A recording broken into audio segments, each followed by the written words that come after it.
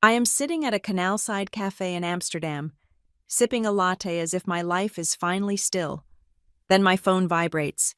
My sister screams that the police are arriving because a stranger is in my house. The catch is that house is no longer mine since I sold it 2 weeks ago.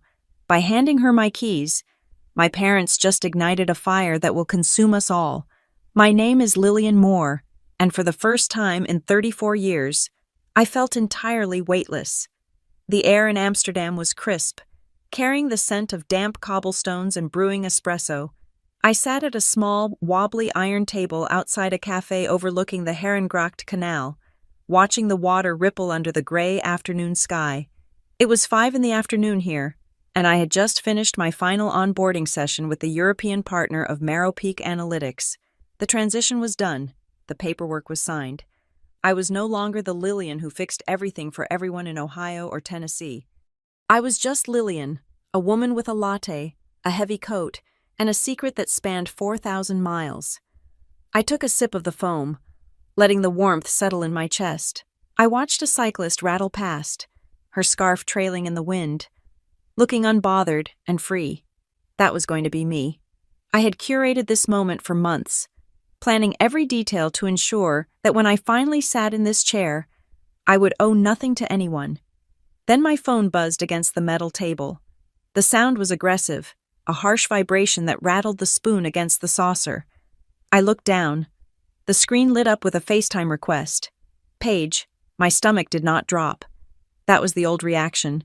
Instead, a cold, hard knot formed at the base of my throat. It was 10 in the morning in Nashville. Paige should have been at her receptionist job, or sleeping in, or doing whatever it was my sister did when she was not manufacturing a crisis. I debated ignoring it. I could have just let it ring out, finished my coffee, and pretended the Atlantic Ocean was a soundproof wall, but the buzzing persisted, angry and demanding. I knew that if I did not answer, she would call Mom, and then Mom would call the police to report me missing. And then my carefully constructed peace would be shattered by an international wellness check. I swiped the green button and propped the phone against the sugar dispenser. Paige's face filled the screen, pixelated and chaotic. She was not at work. She was crying. Her mascara smeared in jagged lines down her cheeks, her blonde hair sticking to her forehead with sweat.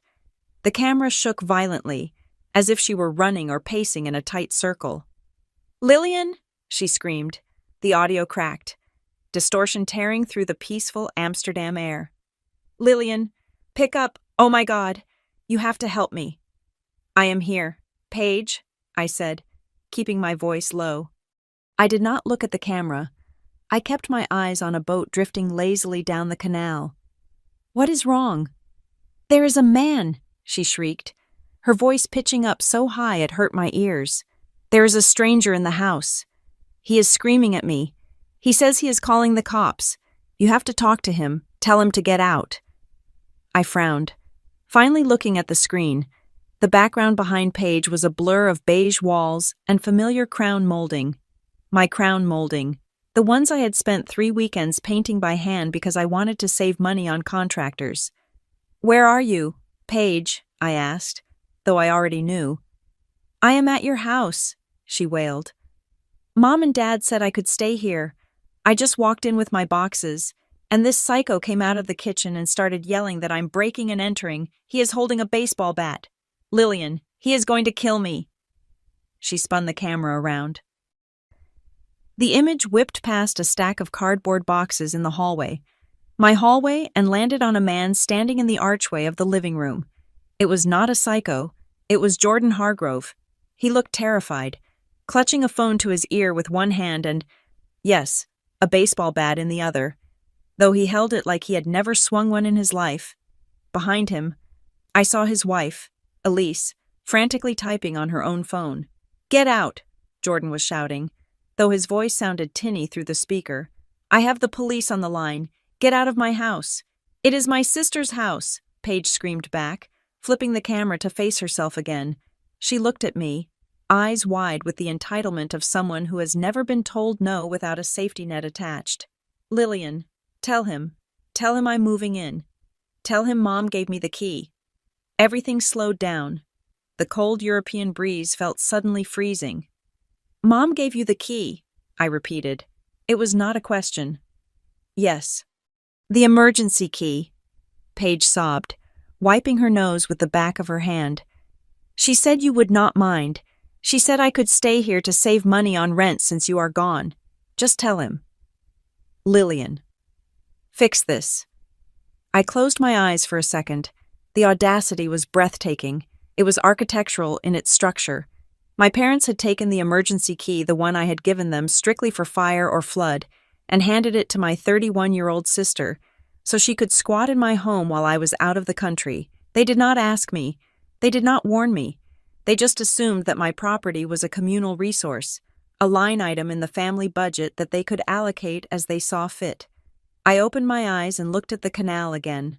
The water was dark, hiding everything beneath the surface. "Paige," I said. My voice was steady, void of the panic she wanted to mirror. "Put the phone close to your face. I need you to listen to me very clearly." She sniffled, bringing the screen closer. "What? Just tell him to leave." "I cannot tell him to leave, Paige," I said, "because it is his house." Paige stopped crying instantly. She blinked, her mouth hanging open slightly. "What? I sold the house?" I said. The words hung in the air between continents. I watched the realization try to land on her face, but it slid off, rejected by a lifetime of insulation. "What are you talking about?" she scoffed, a nervous laugh bubbling up. "No, you didn't. You just left for the trip. Mom said—" "I sold the house 2 weeks ago," I cut in, my voice sharpening. "I signed the closing papers on the 14th. The deed has been transferred. The money is in my account. That key you used, it is illegal. You are breaking into a house that I do not own anymore." Paige stared at me. Her face went from confused to red, a flush of anger rising up her neck. "No," she screamed. "That is impossible. Mom said it is family property. She said we have the right—" "Mom lied," I said. "Or she is delusional. Either way, you are currently committing a felony." "It is family property," Paige shrieked again, her voice cracking. The conviction in her tone was terrifying. She genuinely believed that because her last name was Moore, she had a divine right to the floorboards I had paid for. "You cannot sell it without asking us, where am I supposed to live? I already gave up my apartment." "That sounds like a personal problem," I said. "You bitch!" Paige spat at the screen. In the background, I heard a heavy thud and the sound of voices escalating. "We are not leaving." A man's voice boomed. My blood ran cold. That was not Trent. Paige's boyfriend. That was my father. "Paige," I said, my grip tightening on the phone. "Is Dad there?" "Yes, Dad is here. And Mom," Paige yelled, panning the camera wildly. I saw them. Dale and Cynthia Moore were standing in the entryway of the house I no longer owned. My father was pointing a finger at Jordan Hargrove, his face purple with exertion. My mother was trying to push past Elise, holding a potted plant as if she were just there to decorate. "This is a family misunderstanding," I heard my father bellow at the terrified new owner. "You put that bat down. My daughter owns this house, and we have a right to be here." This was worse than I thought. This wasn't just Paige sneaking in. This was an invasion. They were moving in. I ended the FaceTime call immediately. Paige's screaming face vanished. I pulled up my contacts and found the number I had saved 2 weeks ago under Byers Jordan Elise. I hit dial. It rang once, twice, then a breathless, panicked voice answered. "Hello, who is this?" "Jordan, it is Lillian Moore," I said. "I am so sorry. Put me on speakerphone, right now." "Lillian." Jordan sounded like he was hyperventilating. "Your family, they just walked in. They have keys. The police are 3 minutes away, but this guy is getting in my face." "Put me on speaker. Jordan," I commanded. "Loud?" There was a fumbling sound, then a burst of static. I heard my mother's voice, shrill and indignant. "Utterly disrespectful. We are just moving her things in." "Everyone shut up," I said. My voice, amplified by Jordan's phone, echoed through the hallway of the house in Nashville. The silence that followed was absolute. Lillian, my mother's voice wavered. Lillian, thank goodness. Tell these people to leave. They are frightening your sister. Jordan, I said, ignoring my mother completely. Do not hang up. I am sending you an email right now. It is a PDF copy of the final closing statement and the transfer of deed recorded with the county clerk on the 14th of this month. It proves you are the sole legal owner of the property. I switched apps on my phone, my fingers flying across the screen. I attached the file and hit send. Lillian, what are you doing? My father's voice was low, warning. It was the voice he used when I was a teenager, and I questioned his spending. Do not involve outsiders in this. We settle this as a family. There is no family here. Dad, I said, staring at the gray water of the canal. There is a homeowner, and there are trespassers. I just sent the proof to Jordan. You sold the house, my mother gasped. It sounded like she had been slapped. Without telling us, Lillian, how could you? That house was for everyone. It was in my name, I said. I paid the mortgage, I paid the insurance, and I sold it. The money is mine. The house is theirs. You selfish little... Paige started screaming in the background. Listen to me, I said, cutting her off. The police are coming. If you are still inside that house when they arrive, Jordan has every right to press charges. And looking at the fact that you used a key I explicitly told you was for emergencies only, this is not accidental trespassing. This is burglary. We are your parents, my father roared. The speaker crackled with the force of his volume. You tell them to back off. You tell them we have permission. I cannot give permission for a house I do not own, I said calmly. Lillian, please. My mother wept. The switch to victimhood was instant. Paige has nowhere to go. She is stressed. She needs stability. How can you do this to her? I didn't do anything to her, I said. She broke into a stranger's house. I got the email, Jordan said, his voice shaking but gaining strength. I have the deed right here on my screen. Good, I said. Show it to the officers when they arrive. I could hear the sirens now. They were faint at first, a distant wail coming through the phone speaker, growing louder with every second. The sound cut through the noise of my family's confusion like a knife. Lillian, stop this, Paige screamed. I could hear the panic setting in. Real panic this time. Not the performative kind she used to get her way. They are going to arrest me. Do something. I am doing something, I said. I am letting you experience the consequences of your actions for the first time in your life. You are dead to us, my father shouted. If you let them take your sister, do not bother coming back. I am already gone, Dad, I said. The sirens were loud now. Right outside the front door, blue and red lights would be flashing through the front windows, dancing across the walls I had painted. I heard the heavy thud of car doors slamming and the crunch of boots on the driveway. Police, a voice shouted from the distance. Open the door. Jordan, I said, my voice cold and flat. If they do not leave immediately, I fully support you filing a police report. Do not let them talk you out of it.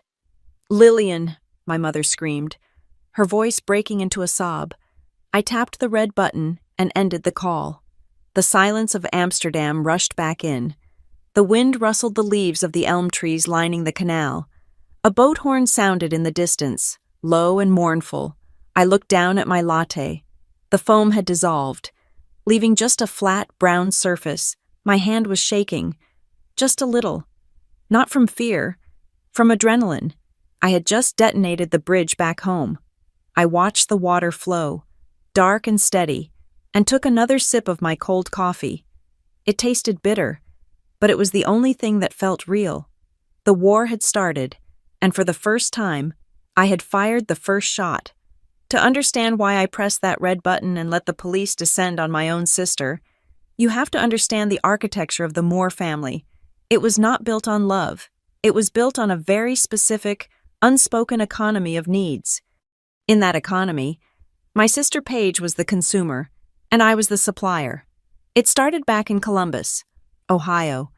in a house that always smelled faintly of lemon polish and desperation. From the time we were small enough to fit in the back seat of a sedan, the roles were cast in concrete. Paige was the golden child, the one who needed protection, applause, and constant tending. I was the sensible one. Sensible sounds like a compliment when you hear it at a dinner party, but when you are 7 years old, sensible is just a polite way of saying you are invisible. My parents, Dale and Cynthia, loved to tell people how different we were. They would stand in the kitchen, swirling their wine, and say, "Paige just lights up a room. Does she not? She has such a fragile spirit, but Lillian is a rock. Lillian can handle anything." They made my resilience sound like a gift they had given me, rather than a callus I had developed from years of friction. The difference in our upbringing was not subtle. It was mathematical. I remember the summer I turned 16. In the suburbs of Ohio, a car was not just a vehicle, it was freedom. I had spent the previous 2 years working weekends at a frozen yogurt shop, saving every dime I made in a shoebox taped under my bed. I had calculated the cost of a used sedan, insurance, and gas. I had a PowerPoint presentation prepared for my parents to show them I could cover 50% of the cost if they would co-sign the loan. I presented my case on a Tuesday night after dinner. My father looked at my spreadsheets, nodded impressively, and then closed the folder.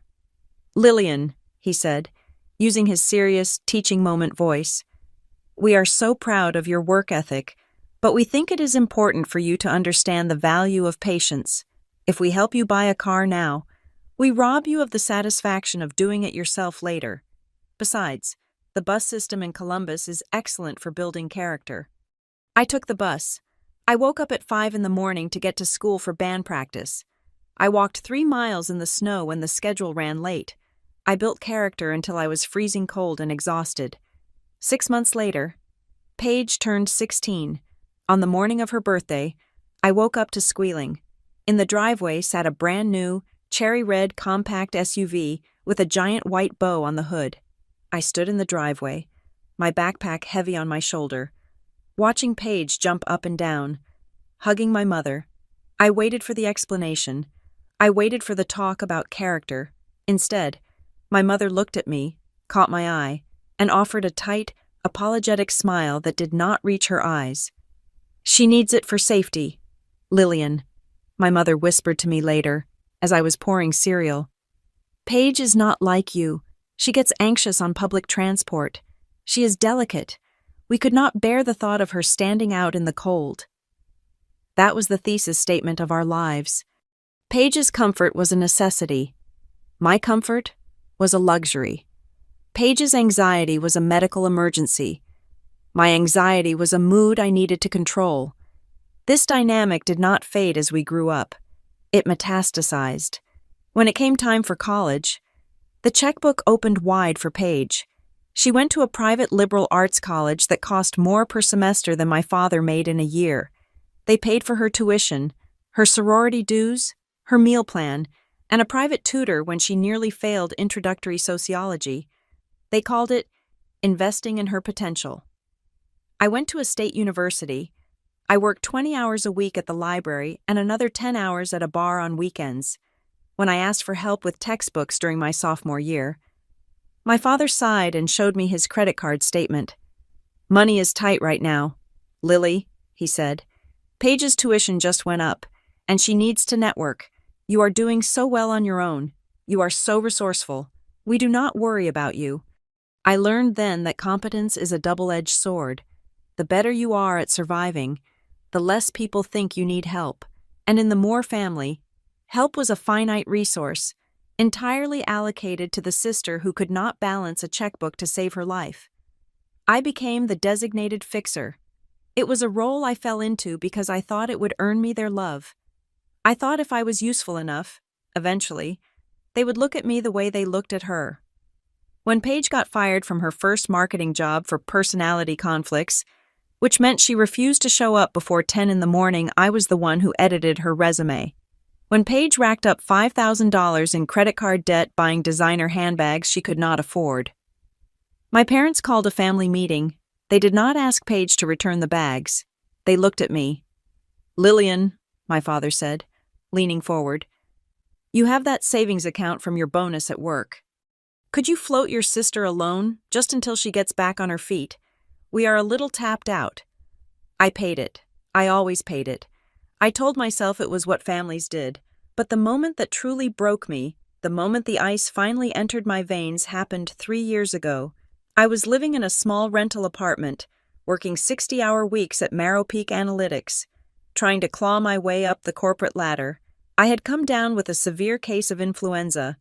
My fever was hovering around 102 degrees. My bones felt like they were made of crushed glass. I was curled up on my bathroom floor, waiting for the nausea to pass. When my phone rang, it was my mother. "Lillian, you need to come over to Paige's apartment," she said. No hello. No asking how I was. "Mom, I am sick," I rasped. "I think I have the flu. I cannot stand up." "Oh, stop being dramatic," she snapped. "Paige is in a crisis. Her landlord is doing a surprise inspection tomorrow morning, and the place is a disaster. She is having a panic attack. She cannot breathe. Lillian, she needs you to help her organize." "I have a fever," I said, tears of frustration hot in my eyes. "Take some ibuprofen and get over there," my mother commanded. "Family comes first." I went. I drove through a blurred fever dream to Paige's apartment. It was not just messy. It was a biohazard. Takeout boxes rot on the counter. Clothes piled knee-deep in the living room. Paige was sitting on the sofa, wrapped in a blanket, watching a reality TV show. She did not look like she was having a panic attack. She looked bored. "Oh, hey," she said, not looking up. "The bathroom is the worst part. You should start there." I spent 4 hours scrubbing my sister's toilet and hauling bags of trash down 3 flights of stairs while my head throbbed and sweat poured down my back. My mother sat at the kitchen table, drinking tea, occasionally pointing out a spot I had missed. At one point, I had to sit down because the room was spinning. I leaned my head against the cool refrigerator, closing my eyes. "Lillian, honestly," my mother's voice cut through the haze. "If you are going to help, help. Do not mope.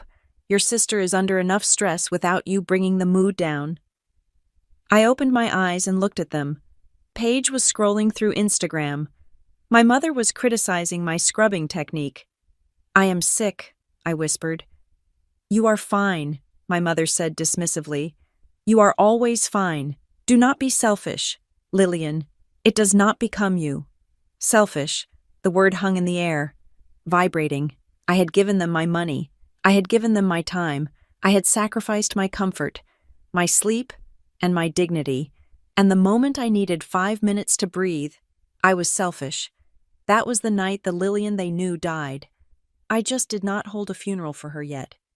I finished cleaning the apartment. I did not say a word. I drove home, shivering violently, and crawled into bed. The next morning, I bought a notebook. I started keeping a ledger. It was not a diary of teenage angst.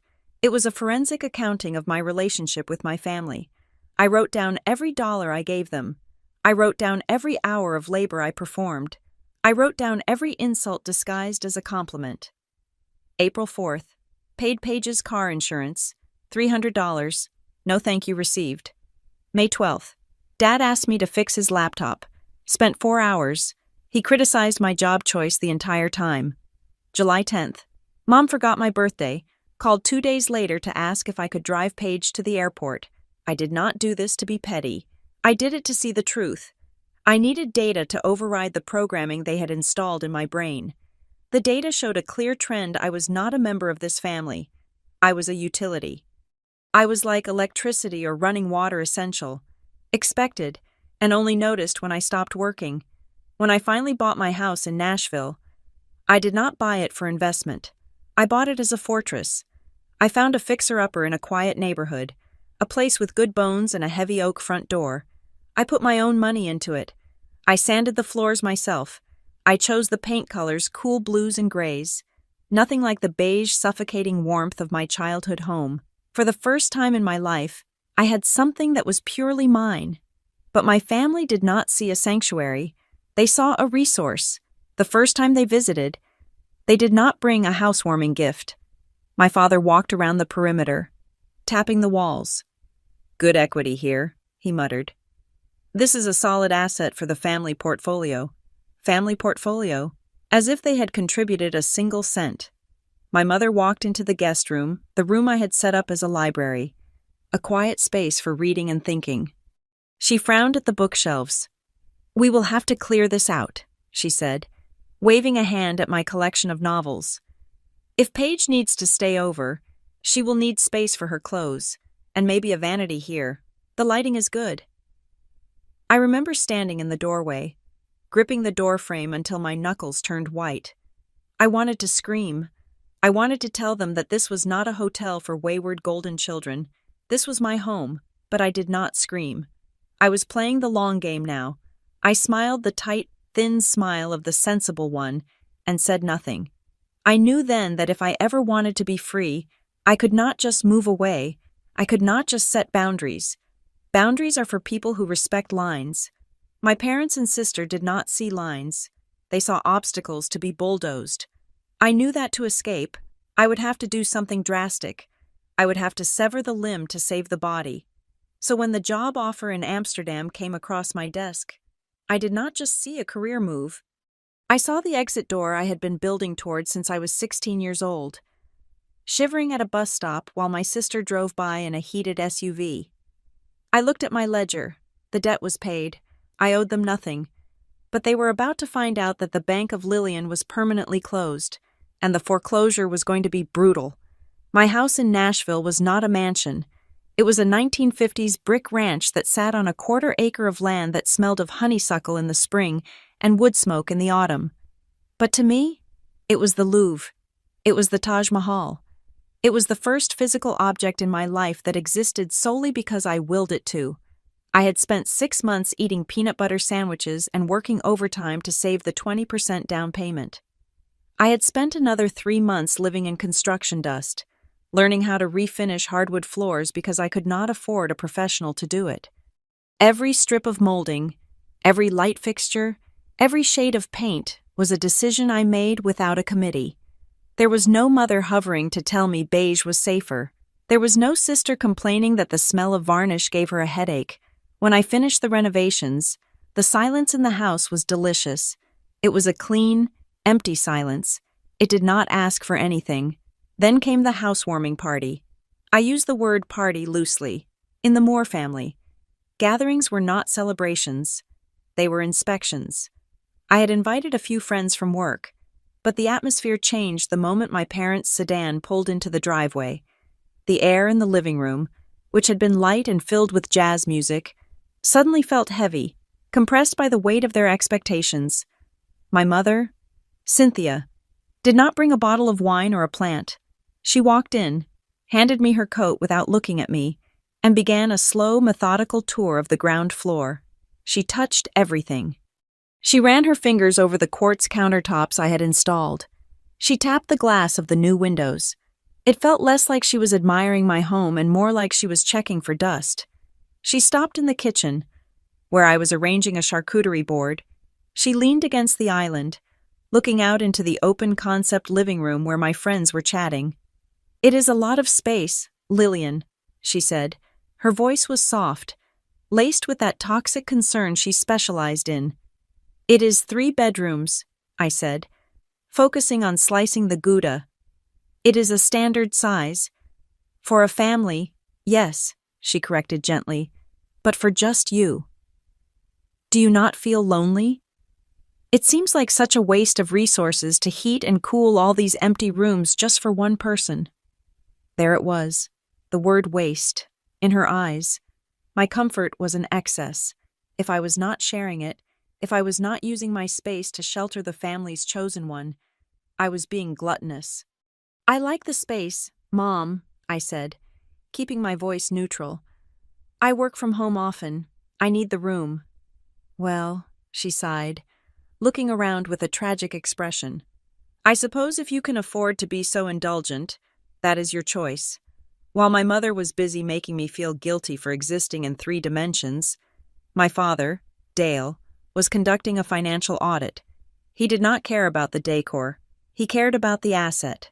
I watched him walk the perimeter of the backyard, staring at the fence line, then pacing out the dimensions of the deck.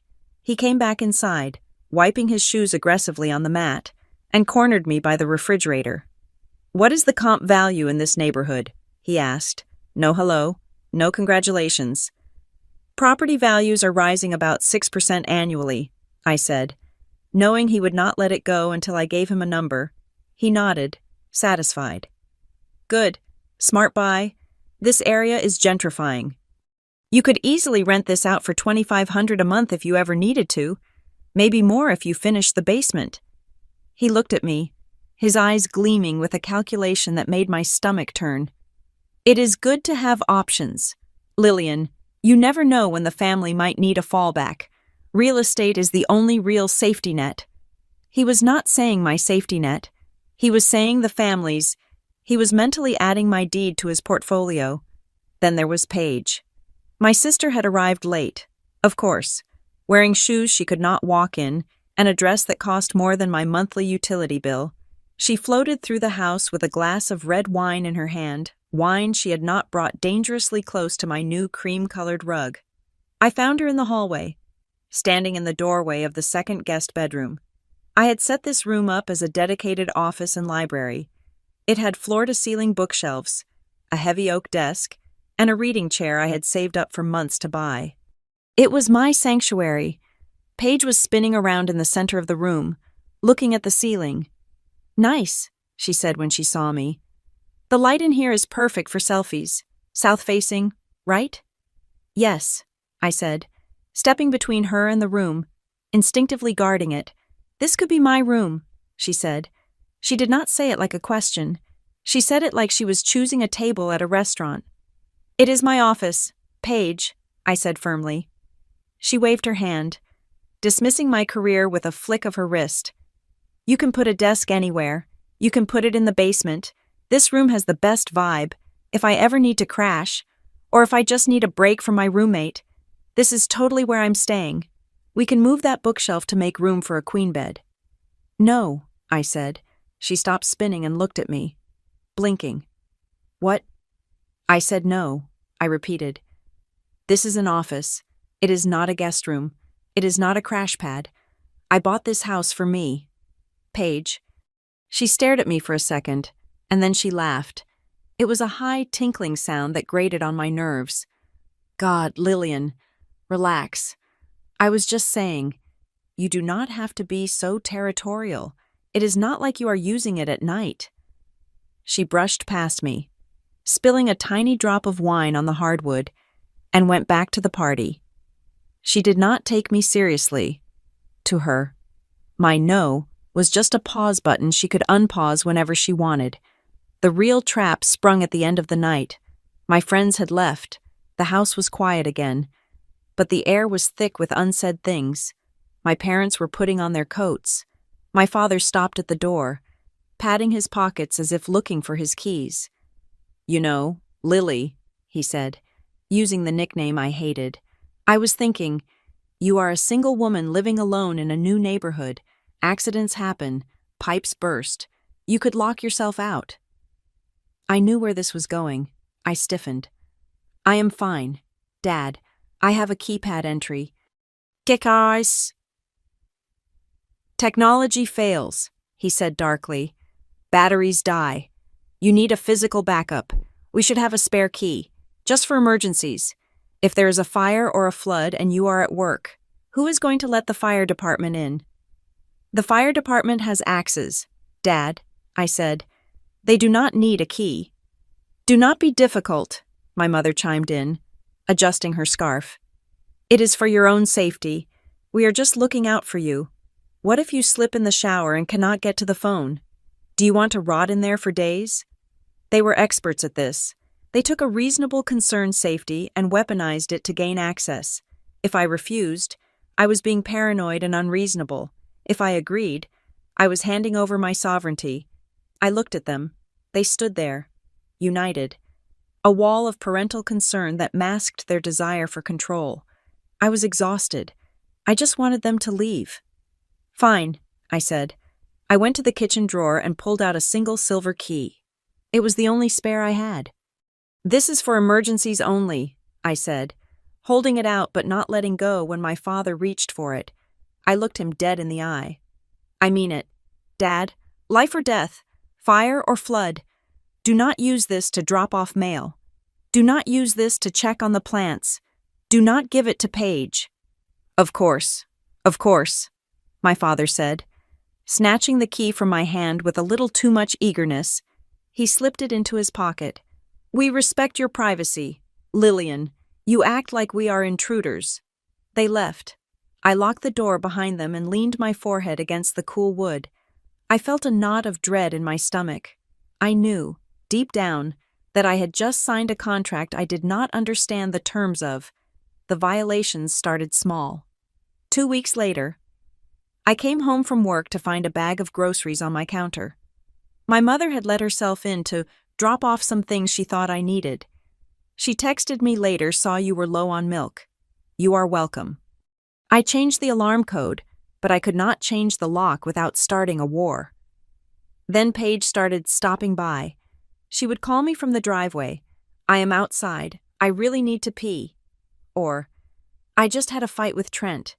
Can I sit on your porch for a minute? If I was home, I had to let her in. It would be cruel not to. And once she was in, she spread out. She would leave her jacket on the chair. She would leave her makeup in the bathroom. It was a slow colonization. She was marking her territory, one lip gloss at a time. The breaking point of my patience the moment I realized this was not just annoying, but systematic happened on a Sunday afternoon. I was out running errands. I checked Instagram while waiting in line at the grocery store. Paige had posted a story.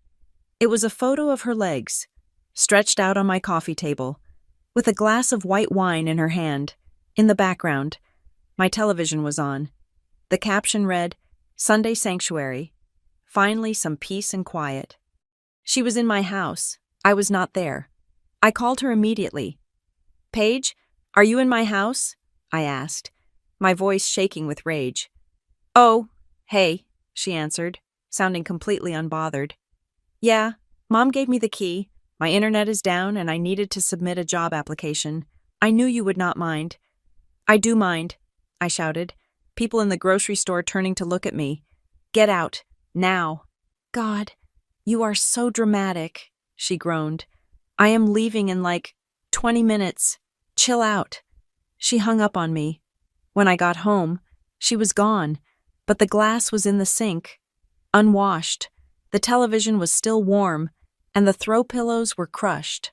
I sat on my sofa, the sofa I had paid for, in the house I owned, and I felt like a guest. I realized then that they were testing the perimeter. They were pushing against the fence to see if it would hold. And it was not holding. My father saw my house as an asset to be leveraged. My mother saw it as a commune for the family. And Paige saw it as her backup plan. I knew with absolute certainty that if I ever left town for more than a few days, I would come back to find Paige living in the guest room, and once she was in, getting her out would be impossible. My parents would protect her. They would say, "She is your sister. She has nowhere else to go." They would turn me into the villain for wanting my own home back. I was trapped. My greatest achievement had become my greatest liability. Then, 3 days later, the notification popped up on my laptop screen. It was 10 o'clock at night. I was working late, trying to distract myself from the phantom presence of my family in my house. Subject: offer of employment. Senior data analyst, Amsterdam branch. My heart stopped. I opened the email. It was from the European partner of Marrow Peak Analytics. They were offering me a 2-year contract, a significant raise, relocation assistance, a chance to work on international projects. It was everything I had ever worked for. It was the dream I had buried under layers of family obligation. Normally, a person reads an email like that and feels joy. They feel excitement. They want to call their friends and scream. I sat there in the glow of the monitor, and I felt cold terror. I looked around my living room. I looked at the shadows stretching across the floor. If I took this job, I would have to leave Nashville. And the moment my plane took off, the Moore family would descend. They would not just visit, they would occupy. Paige would move in to watch the place. My parents would store their excess furniture in the basement. By the time I came back in 2 years, this house would not be mine anymore. It would be a carcass they had picked clean. I could not leave the house empty, but I could not stay. I stared at the blinking cursor on the screen. I had 2 choices. I could stay here, guarding my fortress like a prisoner, fighting a losing war against 3 people who did not respect the word no, or I could go, and lose the only thing I had ever truly owned, unless I made sure there was nothing left for them to take. I felt a strange, dark clarity settle over me. The fear began to recede, replaced by the cold, hard logic that had always been my survival mechanism. I reached for my phone. I did not call my parents to share the good news. I opened the browser and searched for a real estate attorney. I was not going to ask for permission. I was going to scorch the earth. The offer letter from Amsterdam sat on my screen, a glowing rectangle of white light that represented the only thing I had ever truly wanted escape. It was a transfer to a partner firm of Marrow Peak Analytics, a promotion to senior strategist, and a salary increase of 30%. But the money was irrelevant. The currency that mattered here was distance. 4,132 miles of distance, to be exact. I stared at the accept button. My finger hovered over the mouse. In any other family, this would be the moment you call your mother. You pop champagne. You celebrate. But I did not call anyone. Instead, I closed my eyes and ran a simulation in my head. I was a data analyst. Predictive modeling was my job. I input the variables: my departure, my empty house, my sister's instability, my parents' entitlement. The output was catastrophic. If I told them I was leaving, the conversation would go exactly like this. My mother would gasp and say how brave I was. My father would immediately ask what I planned to do with the asset, and before I could finish my sentence, Paige would volunteer to house sit. "It makes perfect sense," my mother would say. "Paige needs a place, and you need someone to keep the pipes from freezing. She can pay the utilities. It keeps the money in the family." I met her at a coffee shop 3 towns over, wearing sunglasses, feeling ridiculous but necessary. "I need to sell fast," I told her. "And I need it to be invisible. No open houses, no Zillow listing. You bring me vetted buyers who are ready to close in under 30 days. Elena looked at me, assessing the desperation in my posture. "Divorce," she asked gently. "Family," I said. "Ah," she nodded. "Same thing, usually." We priced it to move. I undercut the market value by about 5%. It was a pain tax I was willing to pay for speed. 3 days later, Elena brought me the Hargroves. Elise and Jordan, they were a young professional couple, relocating from Chicago. Jordan worked in finance. Elise was in tech. They were serious, pre-approved, and looking for a quick close. They walked through the house once on a Tuesday morning while everyone in my family was at work. They loved it. They loved the quartz countertops my mother had criticized. They loved the wasteful guest room. They made an offer that afternoon. I signed the contract digitally from my office at Marrow Peak, my heart hammering against my ribs like a trapped bird. It was done. The house was under contract. Now came the hard part, the extraction. I had 2 weeks to pack up my entire life without raising a single red flag. I could not rent a moving truck. A moving truck is a billboard that says I am leaving, if my father drove by, which he did, frequently. Just to check on the neighborhood, he would see it. So, I improvised. I went to 3 different hardware stores and bought opaque gray plastic bins. I did not buy moving boxes. Boxes look like moving. Bins look like organizing. I staged the house.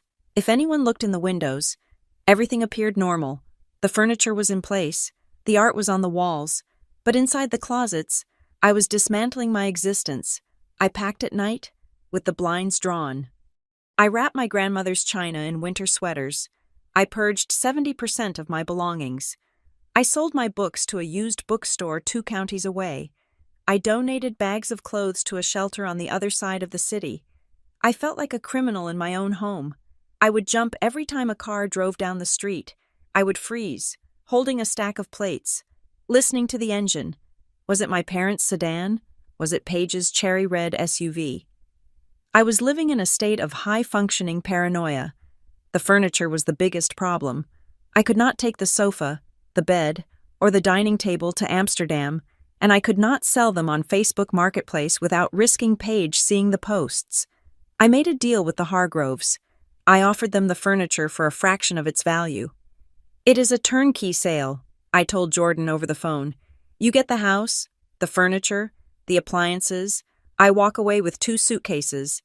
They accepted. It was clean. It was total. But I still had to manage the narrative. I needed a cover story for why the house would be occupied after I left. One that would keep my family away long enough for the Hargroves to change the locks and settle in. I invited my parents and Paige over for dinner 4 days before my flight. I cooked lasagna. The smell of garlic and tomato sauce filled the kitchen, a scent that usually meant comfort, but tonight felt like deception. We sat around the dining table, the table that technically belonged to Jordan Hargrove now. "I have some news," I said, pouring water. "The company is sending me to Europe for a project. I will be based in Amsterdam for a while." "Europe," my mother clapped her hands. "Oh, Lillian, how exciting, you will have to send us photos." "When do you leave?" my father asked, his eyes already narrowing. "Tuesday," I said. "Tuesday." Paige choked on her bread. "That is so soon. What are you doing with the house?" The question hung in the air. I saw the look pass between Paige and my mother, the calculation, the opportunity. "Actually," I said, keeping my voice steady, "that is all taken care of. Since it is a corporate relocation, the company has a strict policy about assets. They are paying for a property management firm to handle the house." "Property management?" My father frowned. "Why pay a stranger?" "We can check on it for you." "Yeah," Paige chimed in, leaning forward. "I can just stay here. Lil, it makes way more sense. I can water your plants and bring in the mail. I will do it for free." "I wish I could," I lied. But the company insisted. They are renting the house to a corporate client, an executive from Germany who is coming in for a year. The contract is incredibly strict, high security, no unauthorized visitors, liability clauses. I used the language I knew would shut them down. Liability, corporate client, contract, an executive. My mother wrinkled her nose. "Will he sleep in your bed? That is so impersonal." "Lillian, it is business." "Mom," I said, "the rent they are paying covers the mortgage and then some. I cannot turn it down." "Well," my father grunted, clearly disappointed that he would not be the landlord by proxy. "If it is a corporate contract, I suppose that is smart. Just make sure they have good insurance." "They do?" I said. I thought I had won. I thought I had outsmarted them. But later that night, as I was cleaning up the dishes, I asked Paige to help me carry a box of winter clothes, actually my favorite coats, for Amsterdam to the car. We walked past the key hook by the back door.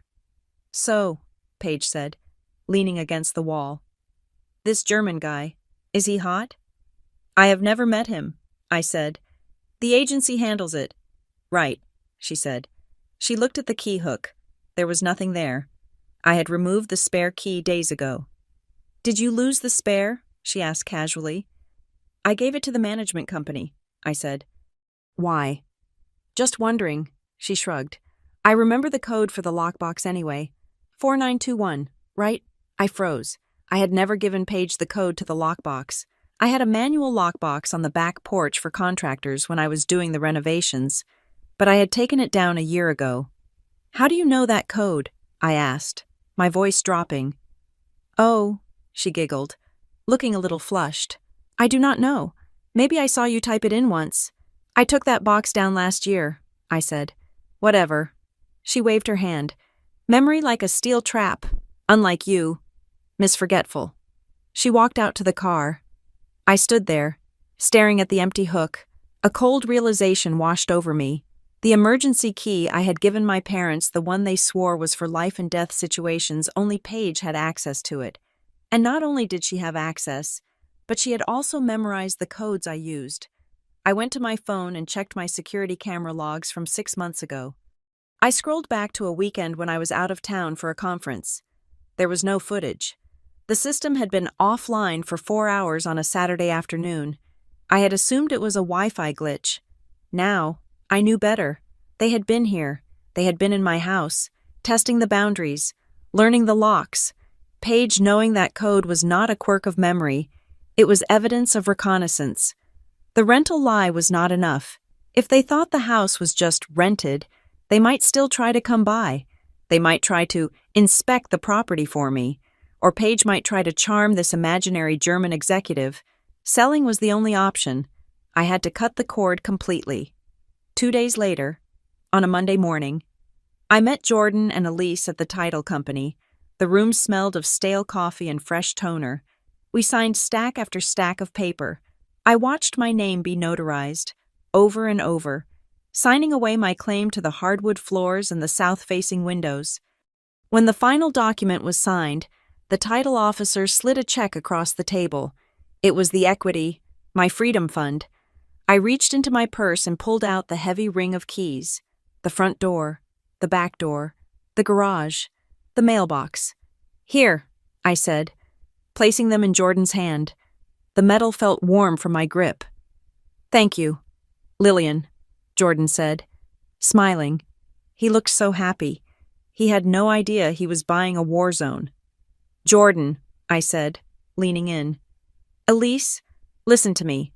The property management story I told you about, the one I told my family, you need to know that they do not know you are the owners yet. To them, you are the corporate tenants. Right, Elise nodded. We remember. We can play along if we run into them. No, I said intensely. Do not play along. Change the locks. Today. Do not wait for the weekend. Do not wait for tomorrow. Call a locksmith the second you leave this room. Jordan frowned, a flicker of concern crossing his face. Is there a safety issue? You said the neighborhood was quiet. The neighborhood is quiet, I said. My family is not. They have boundaries issues. Just please, for your own peace of mind, change the locks. Okay, Jordan said slowly. We will. I could tell he thought I was being neurotic. He thought I was just an anxious seller having trouble letting go. He did not understand that I was trying to hand him a shield. I walked out of the title company and into the bright Tennessee sunlight. I sat in my car and gripped the steering wheel. I was homeless. I was liquid. I drove to the airport. I left my car in the long-term lot I had arranged for a service to pick it up and sell it the next day. I checked my 2 suitcases. I went through security. When I sat at the gate, waiting to board the flight to Amsterdam, I felt a sensation I had never felt before. It was not happiness. It was lighter than that. It was the absence of weight. The house was gone. The mortgage was gone. The connection was severed. I texted my mother, boarding now. Love you guys.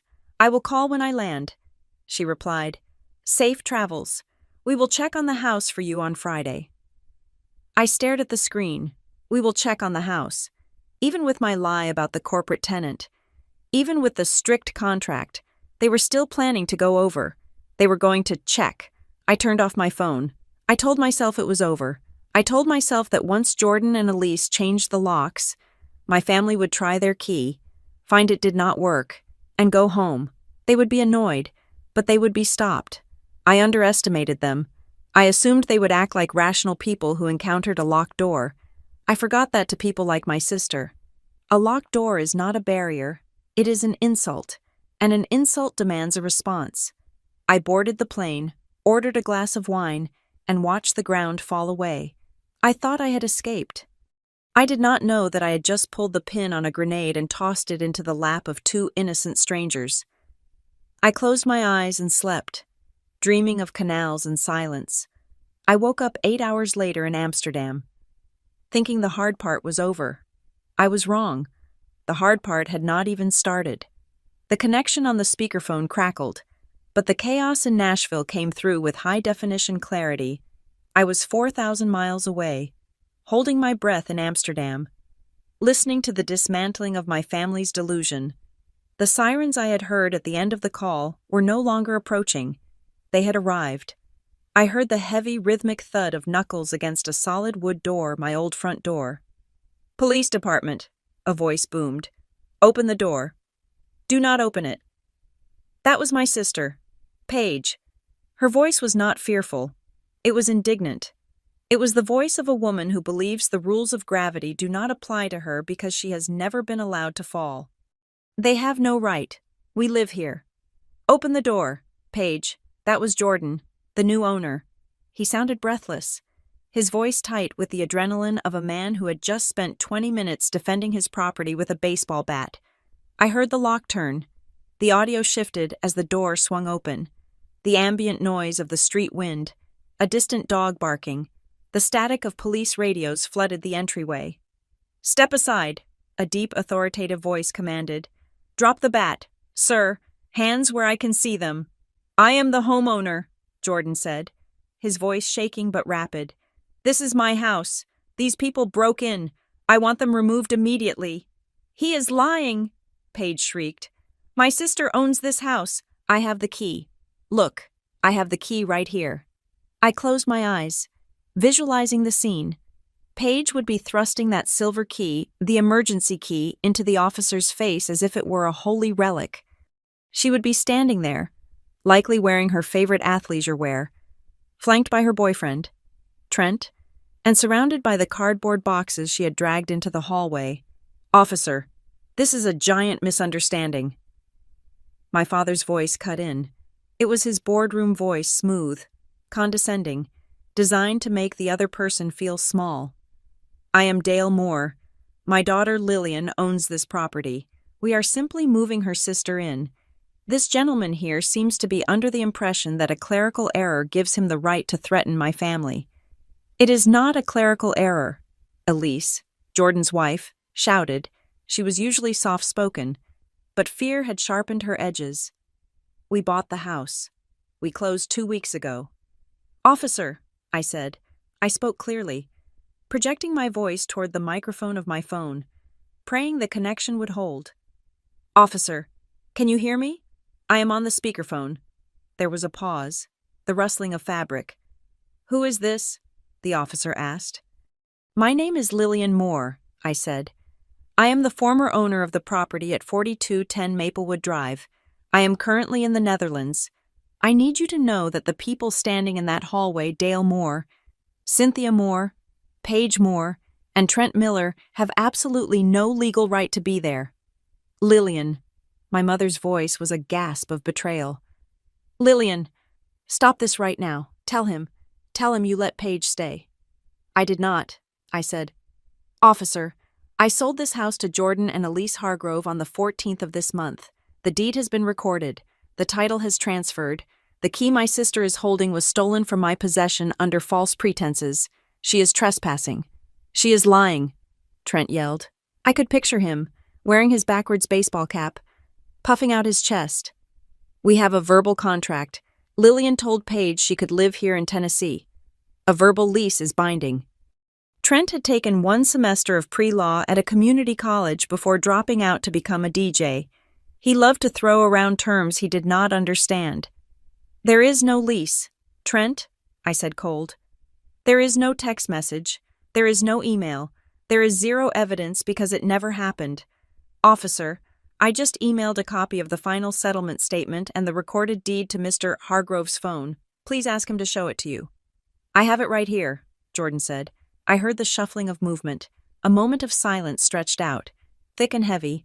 I could imagine the officer squinting at the small screen, scrolling through the PDF that proved my parents were not the monarchs of this kingdom. "Mr. Moore," the officer said, his tone shifting from investigative to firm. "This document shows the property was sold 18 days ago. The owners listed are Jordan and Elise Hargrove." "Well, Lillian clearly made a mistake," my father sputtered, his composure cracking. "She has been under a lot of stress. She probably forgot to update us, but the fact remains, we have family property rights." "Sir," the officer interrupted, "there is no such thing as family property rights on a sold house. You are trespassing." "We are not trespassing," Paige screamed. "I moved my stuff in. I have mail coming here." "You changed your mailing address yesterday," Paige, I said, I got the notification from the post office because my mail forwarding is still active. That is not residency. That is fraud. You set me up, Paige wailed. You knew I gave up my apartment. You let me walk into a trap. I did not let you do anything, I said. You stole a key. You waited until you thought I was gone, and you broke into a stranger's house. The only trap here is the one you built yourself. All right, that is enough, the officer barked. Ma'am, sir, you need to grab your personal items and vacate the premises immediately. If you refuse, you will be placed under arrest for criminal trespassing and burglary. You cannot arrest me, Paige sobbed. My dad will sue you, Dad. Do something. This is ridiculous, my mother hissed. Lillian, call them off. Tell them it is a prank. Tell them we are just visiting. I cannot call off the law. Mom, I said. Jordan, do you want them removed? Yes, Jordan said.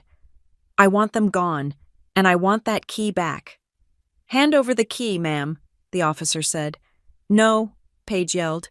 I heard a scuffle, the sound of bodies colliding with drywall, a sharp cry of pain. Do not touch her, Trent shouted.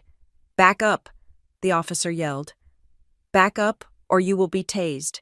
My heart hammered against my ribs. This was it, the nightmare scenario I had predicted, playing out in real-time audio. My family, so used to bulldozing through boundaries, had finally hit a wall that hit back. Okay, my father yelled. We are leaving Cynthia. Get Paige. Trent, grab the boxes. I am not leaving. Paige was hysterical now, a guttural, animalistic sobbing. Where am I supposed to go? I have nowhere. Lillian, I hate you. Let's go. Miss, a second officer said. We are not asking any more. I heard the dragging sound of cardboard boxes being shoved across the hardwood floor, my beautiful, refinished hardwood floors. I heard the front door open again. If you come back here, the officer's voice faded slightly as they moved onto the porch. You will be arrested on sight. Do you understand? I am going to sue you for emotional distress, Trent shouted, his voice moving further away. Jordan, I said into the silence that followed. Are you still there?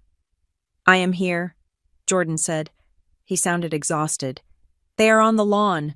The neighbors are all out watching. I am so sorry, I said. I truly am. You said they had boundary issues. Jordan laughed, a dry, humorless sound. You did not say they were insane. Did you get the key? I asked. The officer took it, Jordan said. He is handing it to me now. Good, I said. Call the locksmith. Right now. Do not wait. We are calling, Elise said in the background. Lillian, your sister. She looked at us like we were the ones robbing her. In her mind, you are, I said. To her, the world is just a series of things she hasn't been given yet. I heard the distant sound of a car engine revving aggressively my father's sedan, and then tires screeching on asphalt. They were gone. I will cover the cost of the locksmith, I said. Send me the bill, and if there is any damage to the walls from the boxes, send me that too. Just enjoy Amsterdam, Lillian, Jordan said. We will handle it from here. We are pressing charges if they come back. Please do, I said. I hung up. I sat there at the cafe table. My coffee was cold. The sun had dipped lower, casting long, melancholic shadows across the canal water. My hands were shaking. Not from regret, but from the sheer physical toll of the adrenaline dump. I had done it. I had publicly humiliated them. I had stripped them of their power. I had used the law as a shield and a sword. I took a deep breath, trying to slow my heart rate. I watched a man on a bicycle pedal past, whistling a tune I did not recognize. Then, my phone screen lit up again. It was not a text. It was a FaceTime request. Mom. I stared at the name. Usually, when my mother called after a conflict, it was to demand an apology.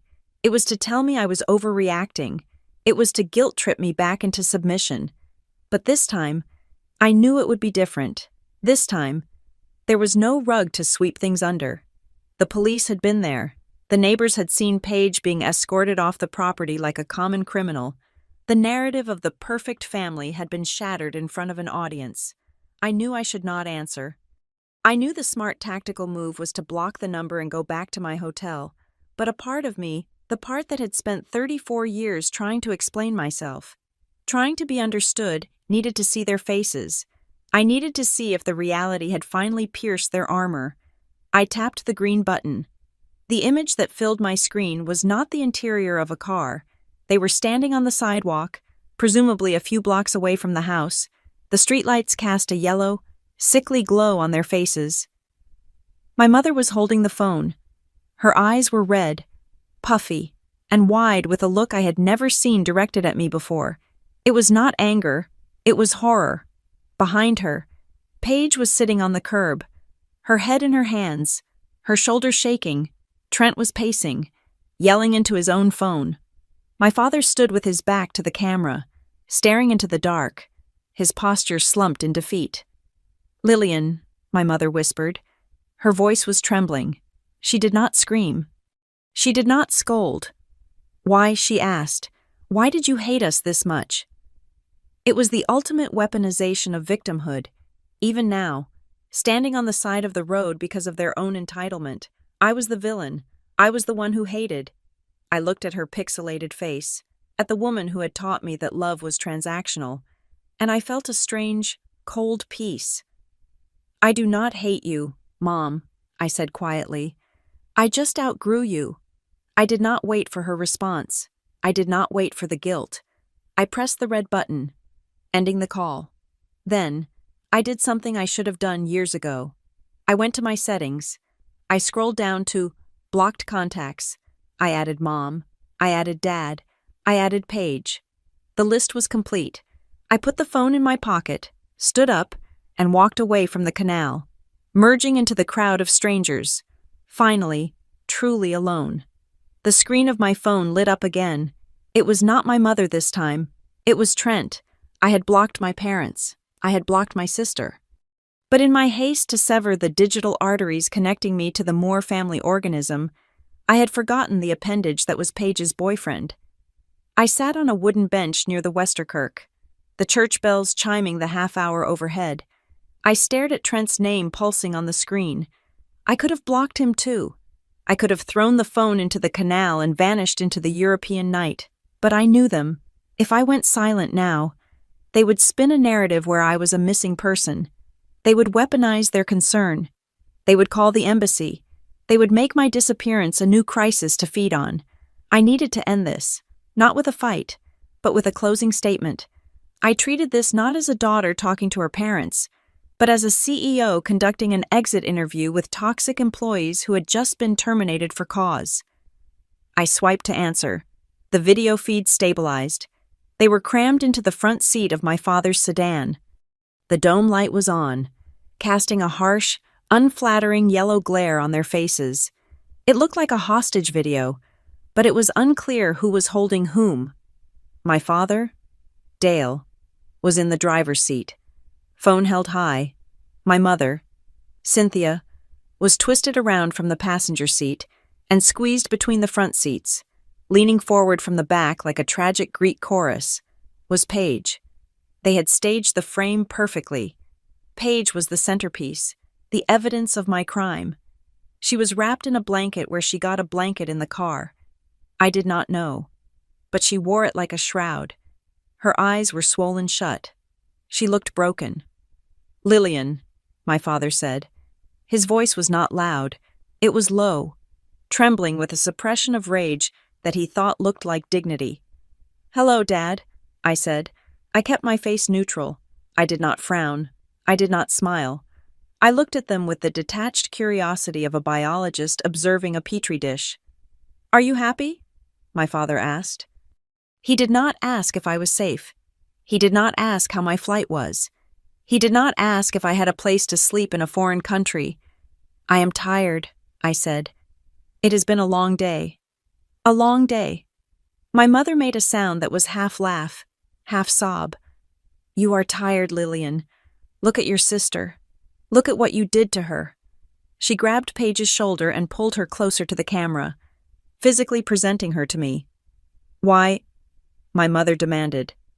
"Why did you have to humiliate her like that? Was it not enough to sell the house behind our backs? Did you have to call the police? Did you have to have her dragged out like a criminal in front of the whole neighborhood?" "I did not have her dragged out," I said calmly. "The law did, because she was breaking the law." "She is your sister," my mother hissed. "She went there because she needed a safe haven, and you treated her like a burglar."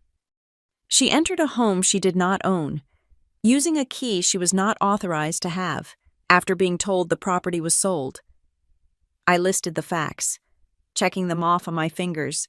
"That is the definition of burglary. Mom, the police were simply confirming reality. You traumatized her," Cynthia said, her voice dropping to a whisper intended to shame me. "Do you know what this does to a person's psyche? To be evicted, to be threatened with tasers. She is in shock. Lillian, she has trauma." I took a sip of my water. "Trauma is fleeing a war zone. Mom, trauma is surviving a crash. Being asked to leave a house you do not own because you refuse to listen to the owner is not trauma. It is consequences. Stop being so cold." Paige burst out from the back seat. Her voice was hoarse. "You planned this. You waited until you were gone so you could watch me fail. You wanted this to happen." "I wanted to sell my house," I corrected. "You made it a spectacle. I gave you the dignity of a warning. I told you on the phone to leave. You chose to stay and argue with a deed." "We are family," my father interrupted, cutting through the bickering with his favorite philosophical hammer. "Family helps family. Lillian, that is the social contract. We raised you. We supported you. You have an obligation to this unit." "Obligation," I repeated the word, tasting the bitterness of it. "Yes, obligation," he said firm. "When one of us succeeds, we lift the others up. You have resources. You have a career. Paige is struggling. You had an empty house. It was your duty to provide that safety net. Instead, you sold the net for cash." I looked at him, this man who had charged me rent the summer after high school while paying for Paige's sorority dues. "Duty is not ownership, Dad," I said. "And my house was not a family asset. It was my asset. I bought it. I renovated it. I paid the mortgage. The fact that we share DNA does not give you a lien on my property. It gives us a right to expect compassion," he shouted, the mask slipping. "It gives us a right to not be treated like strangers." "If strangers broke into my house, I would have called the police," I said. "I treated you exactly like what you were acting like trespassers." "You are so selfish," Paige spat. The word hung in the air, static and heavy. I paused. I looked at the three of them, huddled in that car, united in their outrage. For 34 years, I had run from that word. I had cleaned toilets, loaned money, and stayed silent to avoid being called selfish. In the Moore Family Dictionary, selfish did not mean caring only for oneself. It meant refusing to be used. It meant having boundaries. It meant saying no. If I was not setting myself on fire to keep them warm, I was selfish. "You are right," I said. The three of them blinked. They stopped breathing for a second. They were prepared for a fight, for a denial. They were not prepared for agreement. "I am selfish," I continued, my voice steady and hard as diamond. "I am keeping my own money. I am keeping my own life. I am keeping my own peace. And if that makes me selfish, then I am the most selfish person you have ever met, and I am fine with that." "You do not mean that," my mother said, her voice wavering. She looked frightened. She was realizing that her favorite weapon had just bounced off my chest. "I do," I said. "Now, since this is the last time we will be speaking for a very long time, I have some administrative business to close out." "Administrative business?" My father frowned. "What are you talking about?" "I know Paige gave up her apartment," I said.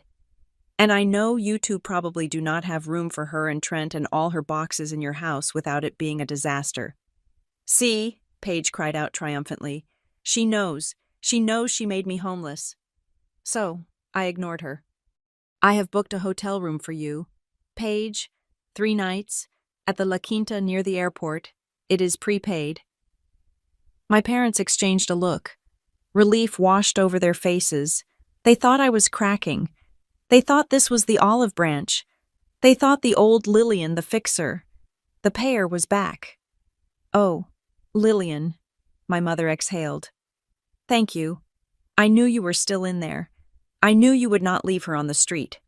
It is room 304, I said. You can check in now. Consider it a severance package. Severance? My father asked, the suspicion returning. Yes, I said, because I am also sending you an email right now. Check your inbox. Dad?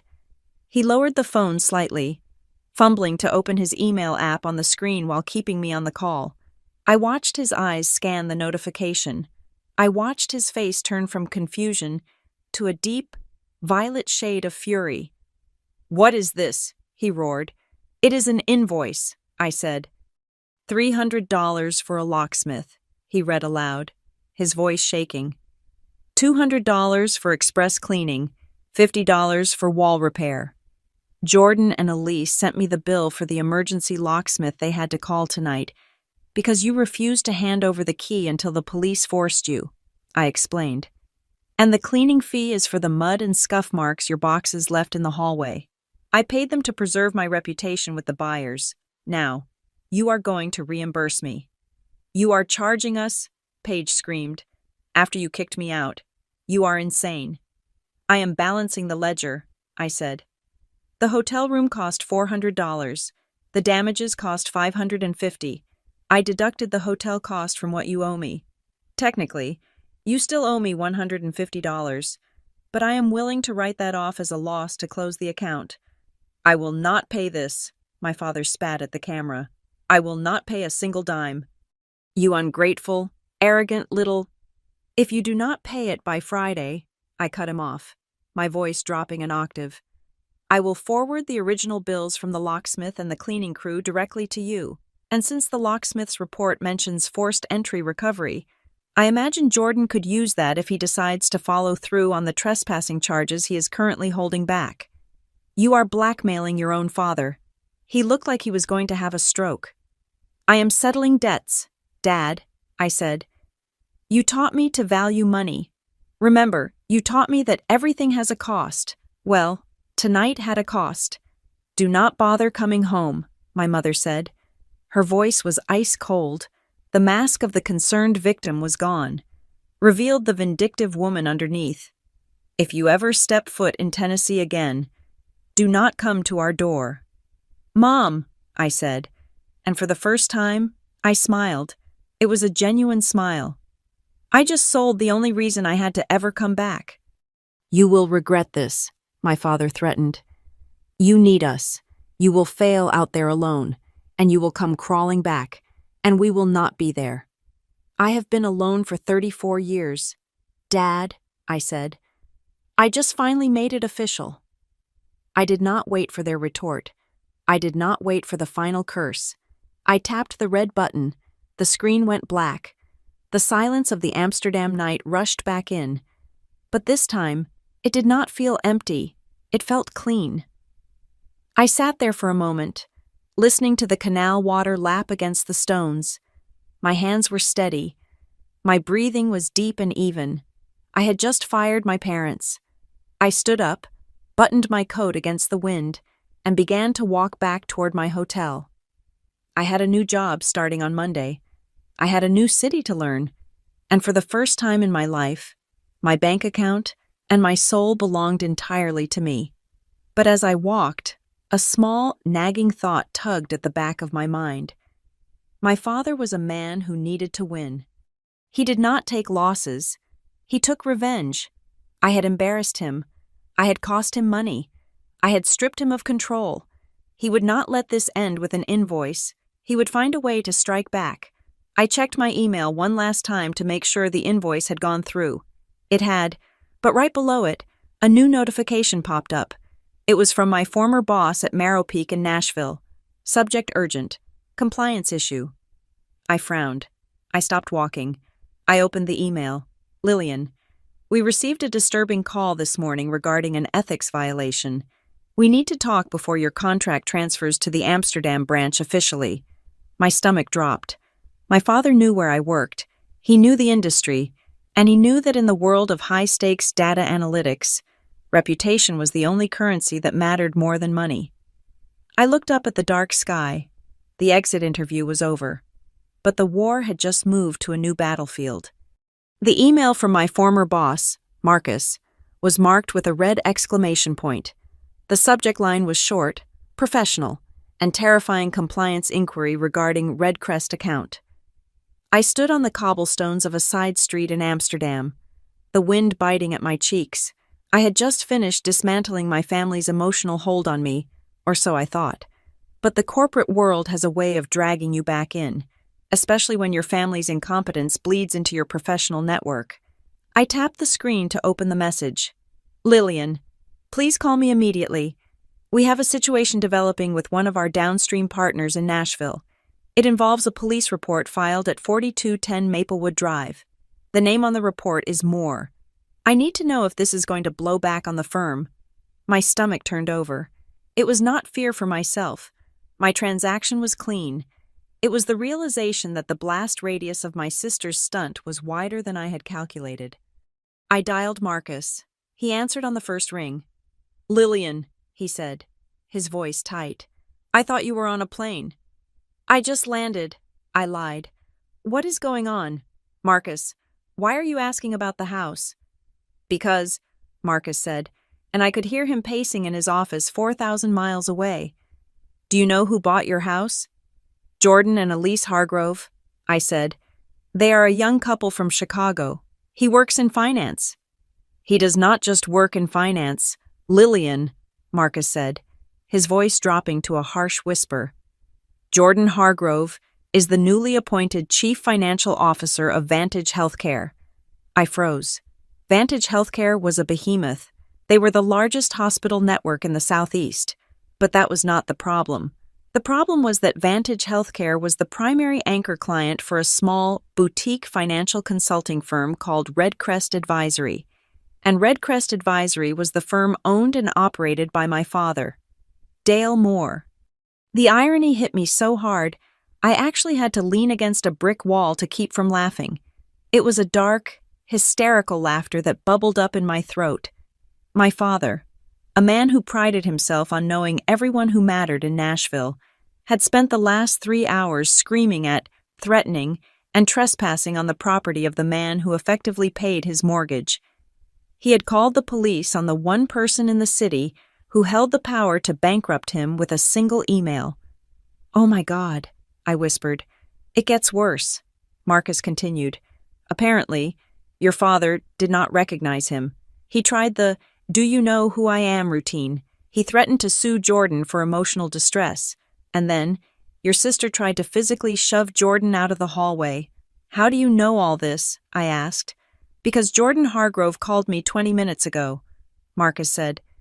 He knows you used to work for us. He knows you are Dale's daughter. He wanted to know if Marrow Peak Analytics condones this kind of behavior.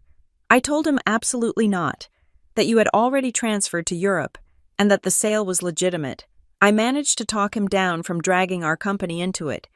But Lillian, he is going for blood with your father. What did he do? I asked. He called Dale, Marcus said.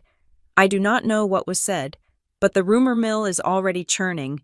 I just got a text from a friend at the Chamber of Commerce. They are saying Redcrest is about to lose the Vantage contract effective immediately. I closed my eyes. In the world of boutique consulting, losing your anchor client is a death sentence.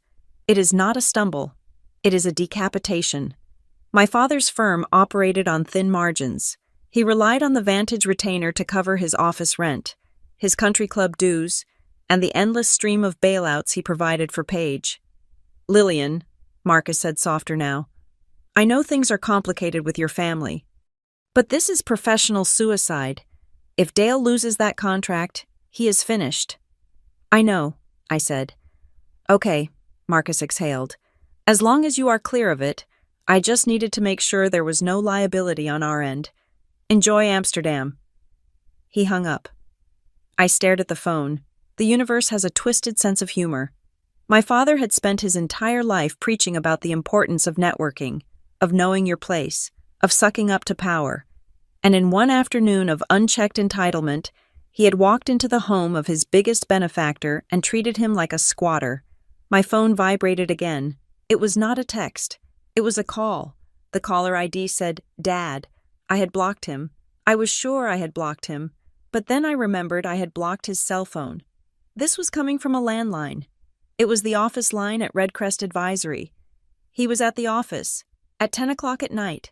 That alone told me everything I needed to know about his desperation. I debated letting it go to voicemail. I had said my piece. I had sent the invoice. But curiosity is a powerful drug. I wanted to hear it. I wanted to hear the voice of the man who had ordered me around for 3 decades now that the ground had crumbled beneath his feet. I answered, "Lillian." His voice was unrecognizable. The booming baritone, the confident, lecturing tone he used to dominate every room, it was gone. In its place was a thin, reedy sound, shaking with a terror so raw it almost felt intrusive to listen to. "Hello, Dad," I said. "Lillian, thank God," he gasped. "I tried your cell, but it would not go through. I thought the connection was bad." "I blocked you," I said. "You are calling from the office." Yes, I am at the office," he stammered. He did not even acknowledge the block. He was too far gone for ego. "Lillian, we have a catastrophe. A complete catastrophe." "I know," I said. "Marcus told me." "Marcus," he sounded horrified. "Everyone knows already. News travels fast when you threaten to sue a CFO for entering his own house." I said, "I did not know," he cried out. It was a wail of genuine anguish. How was I supposed to know he was wearing a t-shirt? He had a baseball bat. He looked like a thug. "Lillian, he did not look like the man who signs the quarterly retainer." "He looked like a homeowner defending his property," I corrected. "He called me." My father rushed on, his words tumbling over each other. 30 minutes ago, he called me on my private line, Lillian. He was ice cold. He said he cannot trust his financial future to a man who cannot even manage his own household. He said a man who raises a burglar has no business advising him on risk management. "He makes a valid point," I said. "He is pulling the contract. Lillian," my father screamed, the panic breaking through. "He is reviewing the termination clause. If he leaves, everyone leaves. The Thompsons, the Heller Group. They all follow Vantage. I will be insolvent in 60 days. Do you understand? The firm will collapse. The house our house. Not yours, we will lose it. Your mother, she cannot handle that." "That sounds incredibly stressful," I said, keeping my voice flat. "I need you to fix it," he said. There it was, the reflex, the automatic assumption that I was the janitor of his life. "Fix it," I asked. "How exactly do you propose I fix the fact that you and Paige committed a felony against your biggest client?"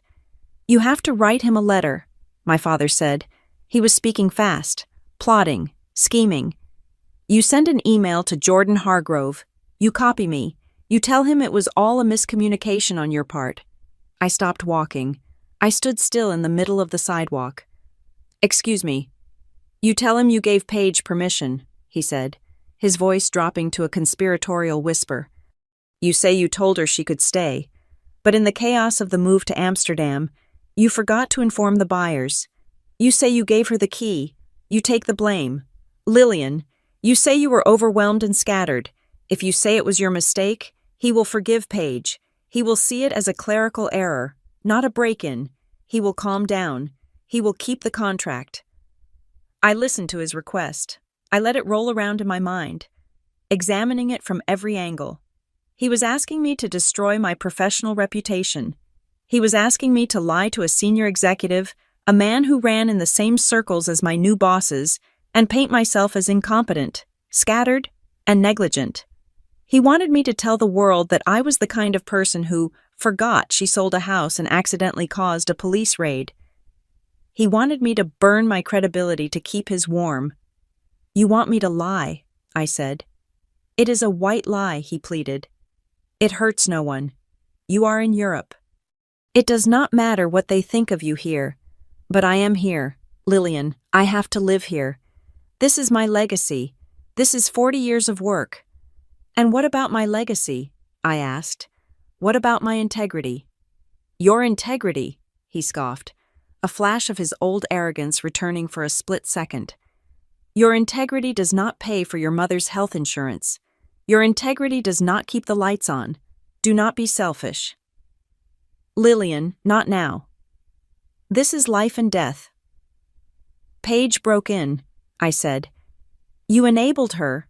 You trespassed. You threatened him. Because of you, he shouted. Because you sold the house without telling us. You caused this. You set the dominoes in motion. You owe us this fix. I closed my eyes. I thought back to when I was 12 years old. I had entered the middle school science fair. I wanted to build a complex model of a hydroelectric dam.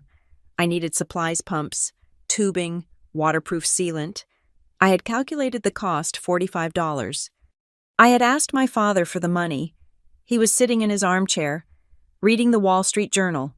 Paige was on the floor, playing with a new video game console that had cost $200. $45, he had said, looking over his reading glasses. That is a lot of capital for a school project. Lillian, what is the ROI? It is for a grade. Dad, I had said, I want to win the blue ribbon. If you want to win, you need to be resourceful, he had said, turning the page. I am not going to just hand you success. If I give you the money, you learn nothing. If you have to scrape and scrounge and maybe use cheaper materials, you learn innovation. But what if I cannot make it work? I had asked, tears stinging my eyes. What if it leaks? What if I fail? He had looked at me, his eyes cool and detached, and delivered the line that had haunted me for 2 decades. Then you fail, Lillian. And failure is a great teacher. It is the only way you learn resilience. I am doing this for your own good. I had built a terrible, leaky dam out of milk cartons and duct tape. It fell apart 10 minutes into the judging. I got a C.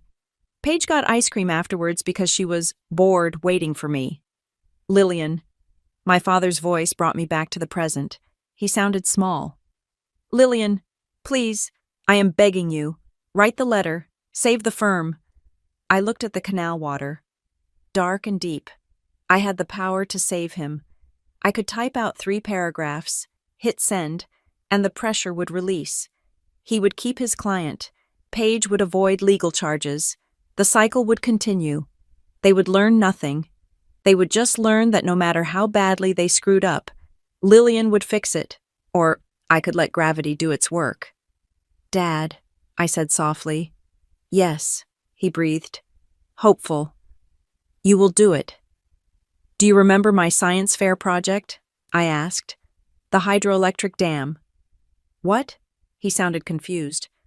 What are you talking about, Lillian? Focus. I asked you for $45, I said, and you told me no. You told me that if you bailed me out, I would never learn resilience. Lillian, this is not the time for ancient history, he cried. I am losing everything.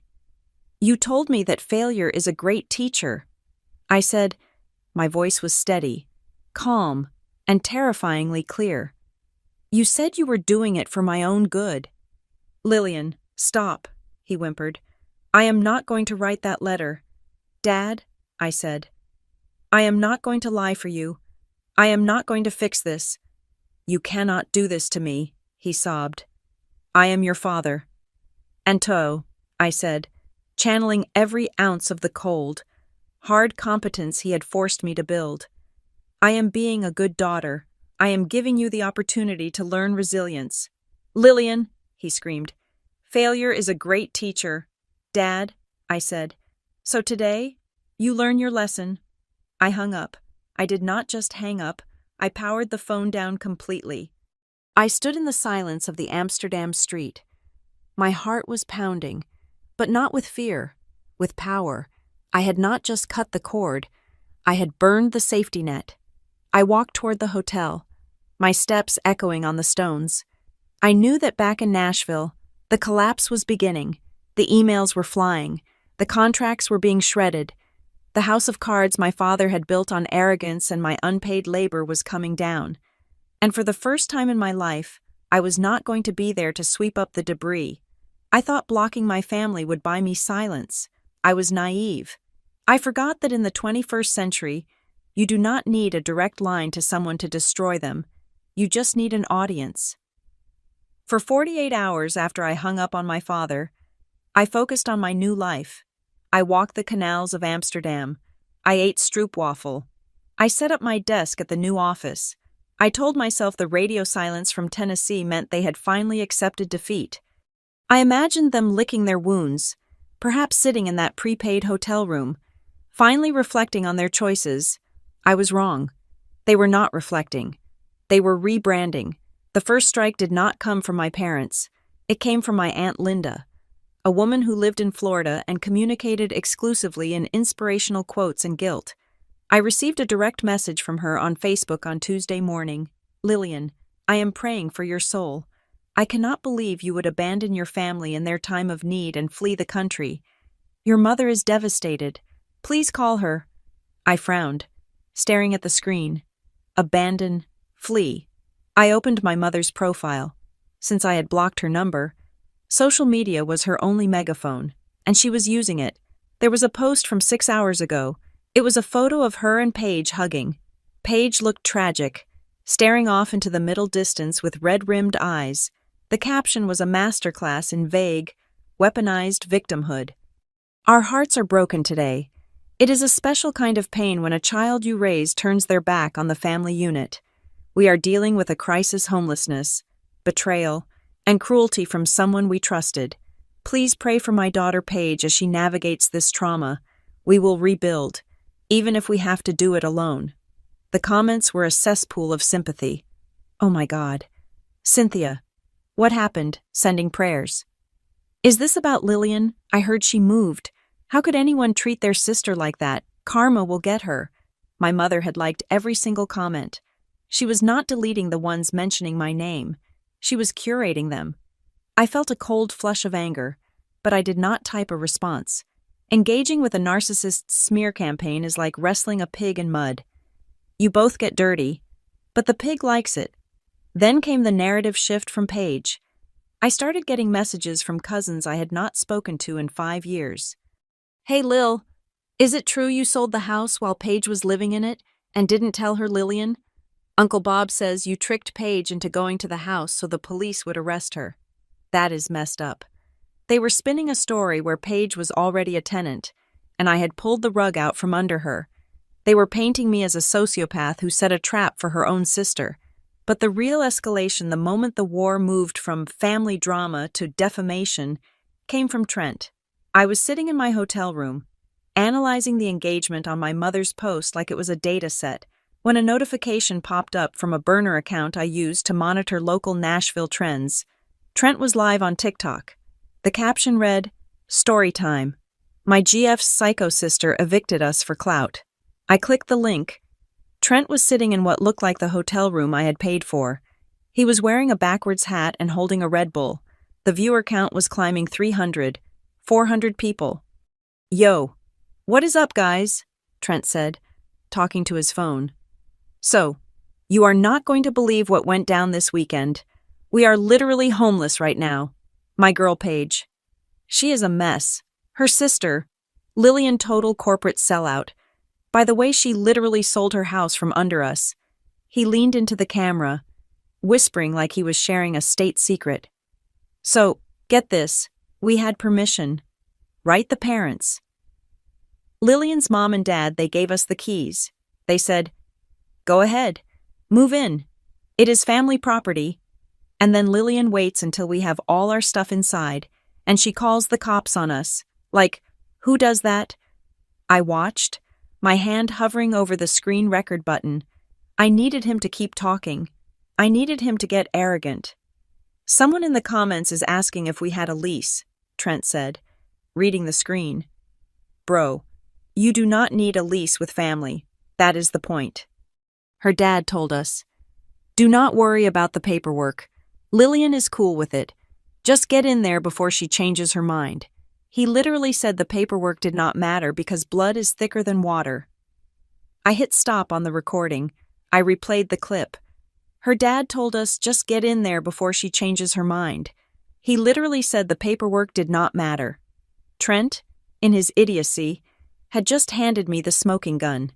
He had admitted, on a public live stream, that they knew I might change my mind, implying they knew I had not actually given permission. He admitted they rushed in to establish occupancy before I could stop them. And he admitted my father was the architect of the invasion. Explicitly disregarding the legal ownership, I saved the video. I backed it up to the cloud. I backed it up to an external hard drive. But I did not stop there. The analyst in me knew that if there was smoke, there was fire. If they were this confident about moving in, they had probably taken steps to cement their claim before the break-in. I logged into the United States Postal Service portal. I still had access to the address monitoring for the Maplewood house because the final forwarding order had a grace period. I scrolled through the history. There it was. 5 days before the closing. 7 days before I left for Amsterdam, a change of address request had been filed. Name Paige Moore, from 1284 Oak Street, Apt 4B, to 4210 Maplewood Drive. She had not just crashed there, she had formally registered my house as her legal residence a week before she broke in. She had ordered a credit card terminal, a square reader sent to my house. This was not a desperate sister looking for a place to sleep. This was a hostile takeover. She was trying to establish residency so that if I tried to kick her out, she could claim tenant rights. In Tennessee, if you receive mail and have established residency, you have to be formally evicted through the courts, a process that takes months. They had planned to squat. They had planned to force me into a legal gridlock where I would have to pay thousands of dollars to remove them from my own home. The emergency key was just the entry method. The mail was the anchor. I felt a cold rage settle in my chest. This was premeditated fraud. I opened a new browser tab. I searched for lawyers Nashville defamation civil litigation. I found a firm called Barrett Hale. Their website looked aggressive. I liked aggressive. I drafted an email to the senior partner. I attached the screenshots of my mother's post, the recording of Trent's live stream, and the PDF of the change of address confirmation. Subject retainer for cease and desist. Defamation character. Dear Mr. Barrett, my name is Lillian Moore. I am currently the target of a coordinated smear campaign and attempted property fraud by the individuals listed below. I have evidence that they attempted to establish fraudulent residency in a home I had already sold, and are now publicly accusing me of criminal entrapment to damage my professional reputation. I want a cease and desist letter sent immediately. I want it delivered by courier to their place of employment and the hotel where they are currently staying. I hit send. I was ready to pay whatever hourly rate they demanded. My reputation was my career, and my career was my life. I would not let them burn it down to keep themselves warm. 2 hours later, my phone pinged with an email notification. It was not the lawyer. It was my father. From Dale Moore, Demorrid, Crest Advisory, com. To Lillian Moore. Subject final warning. I opened it. Lillian, I have spoken to my attorney. You have 24 hours to retract your statements to Jordan Hargrove and issue a public apology to your sister. You will post it on your social media and tag the family. If you do not, I will be filing a lawsuit against you for fraudulent concealment. You sold a family asset that had implicit verbal agreements attached to it without notifying the beneficiaries us. You misled us into believing the house was available for Paige, causing us financial damages, moving costs, loss of her apartment.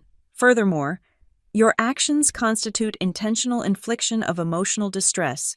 We will seek maximum damages. Do not test me. Lillian, you think you are smart, but you do not know the law. Fix this, or I will make sure you are unemployable in the States. Dad, I read the email twice. He was bluffing. Or rather, he was using legal terms he had heard on television to try and scare me into submission. Implicit verbal agreements on a deeded property were nonsense. Beneficiaries of a house I bought with my own money was a fantasy, but the threat to my employability was real. If he filed a lawsuit, even a frivolous one. It would create a public record. It would show up in background checks. It would be a stain. He was counting on my fear of conflict. He was counting on the old Lillian, the one who would apologize just to make the yelling stop. He did not know he was emailing the new Lillian. I hit reply. Dad, I received your threat. I have just retained Barrett Hale in Nashville. I have forwarded them your email, along with Trent's livestream video where he admits you told them to enter the property despite knowing I might change my mind, and the USPS records showing Paige committed mail fraud by registering her address at a property she did not have a lease for. You want to sue me for fraud? Please do. I welcome the discovery process.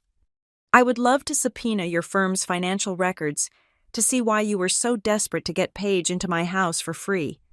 I would love to depose you under oath about the conversation you had with Jordan Hargrove, where you threatened a C-suite executive. If you file a lawsuit, I will countersue for defamation, abuse of process, and conspiracy to commit trespassing. And unlike you, I have the liquid capital to keep this in court for 5 years. You want to bring the law into this grate? So do I. Lillian, I sent it. My heart was hammering. But it was a good hammer. It was the rhythm of a fighter who had finally thrown a punch that connected. I waited. I expected a phone call. I expected a scream. Instead, silence. 10 minutes passed. 20. Then, a new email arrived. It was not from my father, and it was not from the lawyer I had just contacted. It was from a domain I recognized, Vantage Healthcare. Com. From Legal Department, Legal Vantage Healthcare. Com. To Lillian Moore, C.C. Jordan Hargrove. Subject inquiry regarding Case 4492B, Moore Vise, Hargrove Incident. My breath hitched. I opened the email. Ms. Moore, we are acting on behalf of Mr. Jordan Hargrove regarding the incident at his private residence on October 24th. We are currently preparing a submission to the district attorney regarding the trespassing and potential attempted burglary charges against Dale Moore, Paige Moore, and Trent Miller. Mr. Hargrove has informed us that you may be in possession of digital evidence, specifically communications or social media posts that demonstrate premeditation regarding the unauthorized entry. We understand there is a familial relationship, but given the severity of the threats made by Mr. Dale Moore against our CFO, we are treating this as a high-priority security matter. Would you be willing to provide a sworn affidavit or digital copies of any relevant evidence to assist in our filing? Regards, Jonathan S. Kraft, General Counsel, Vantage Healthcare. I stared at the screen. My father's bluff had not just failed, it had been preempted by a nuclear strike. Jordan Hargrove was not just pressing charges in the way neighbors do. He was using the full weight of a billion-dollar healthcare corporation's legal team to crush the man who had insulted him, and they were asking me, the daughter, the sister, to hand over the ammunition. If I said yes, I was sending my father to court, and possibly my sister to jail. I would be the key witness for the prosecution. I thought about the "failure is a great teacher" speech. I thought about the invoice they refused to pay. I thought about the smear campaign. I thought about the fake address change. I looked at the cursor blinking next to the reply button. This was not just a family spat anymore. This was a demolition, and I was holding the detonator. I hit reply to the email from Vantage Healthcare. I did not write a long emotional manifesto. I did not offer excuses. I simply typed, Kraft. Please find attached the requested digital evidence, including a live stream recording where the unauthorized entrants admit to disregarding ownership and a USPS confirmation of fraudulent residency establishment. I am available for a deposition if necessary. I attached the files. I hit send. I had just crossed the Rubicon. By cooperating with Jordan Hargrove's legal team, I had ceased to be a family member and had officially become a witness for the prosecution. The response was immediate. A video conference was scheduled for the following morning afternoon for me to discuss pre-filing mediation. Jordan and Elise were not interested in a long, drawn-out court battle. They wanted security. They wanted a paper trail so thick and heavy that my family would never dare look in the direction of Maplewood Drive again. I logged into the call from a quiet meeting room in my new Amsterdam office. The screen split into 4 quadrants. In the top left was Jonathan Kraft, the general counsel for Vantage Healthcare. He looked like a shark in a $3,000 suit, sleek, predatory, and bored. In the top right were Jordan and Elise. They looked exhausted. Elise was pale, and Jordan had the tight jaw of a man who had not slept. In the bottom left, huddled around a laptop webcam that was positioned too low, giving an unflattering view of their chins, was the Moore family. My father, Dale, looked 10 years older than he had a week ago. His usually immaculate hair was disheveled. My mother sat next to him, her lips pursed in a thin, white line. Paige was there, too, staring sullenly at the table, refusing to look at the camera. Trent was absent, likely advised by someone with half a brain to stay far away. Ms. Moore, Mr. Kraft said, acknowledging me. Thank you for joining us from the Netherlands. I understand the time difference is significant. It is fine, I said. I am here to clarify the timeline of the sale. We do not need clarification, my father snapped. His voice was tinny through the laptop speakers. We need a little grace.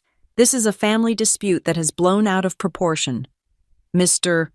Moore, Kraft said, his voice cutting through the air like a scalpel. My client, Mr. Hargrove, is the CFO of the hospital network that keeps your consultancy firm alive. You threatened him with a lawsuit for entering his own home. You then allowed your daughter's boyfriend to publicly defame him on social media. This is not a family dispute. This is a liability assessment. We had a lease, Paige blurted out.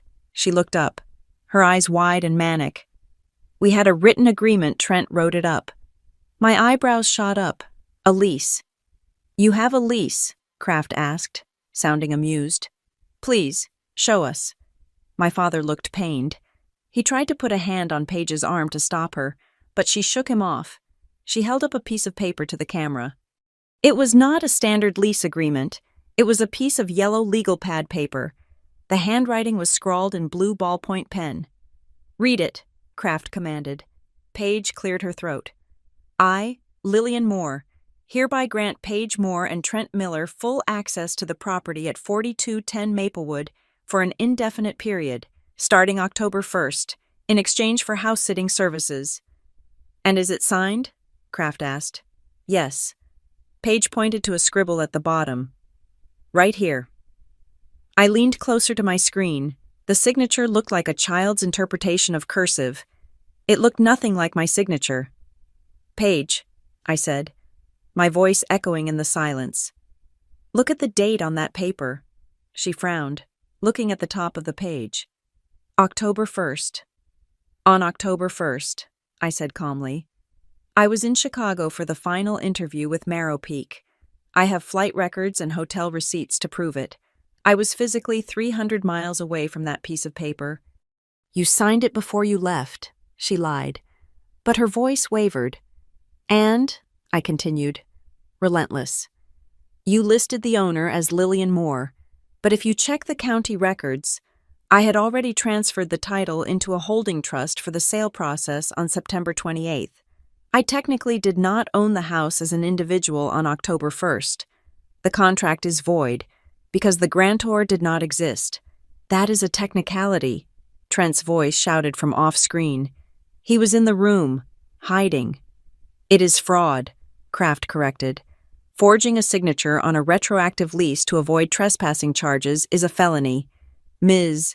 Moore, shall I add that to the file we are sending to the district attorney?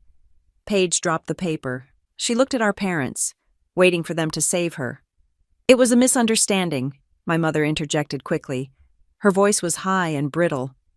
The girls, they have always had these informal arrangements.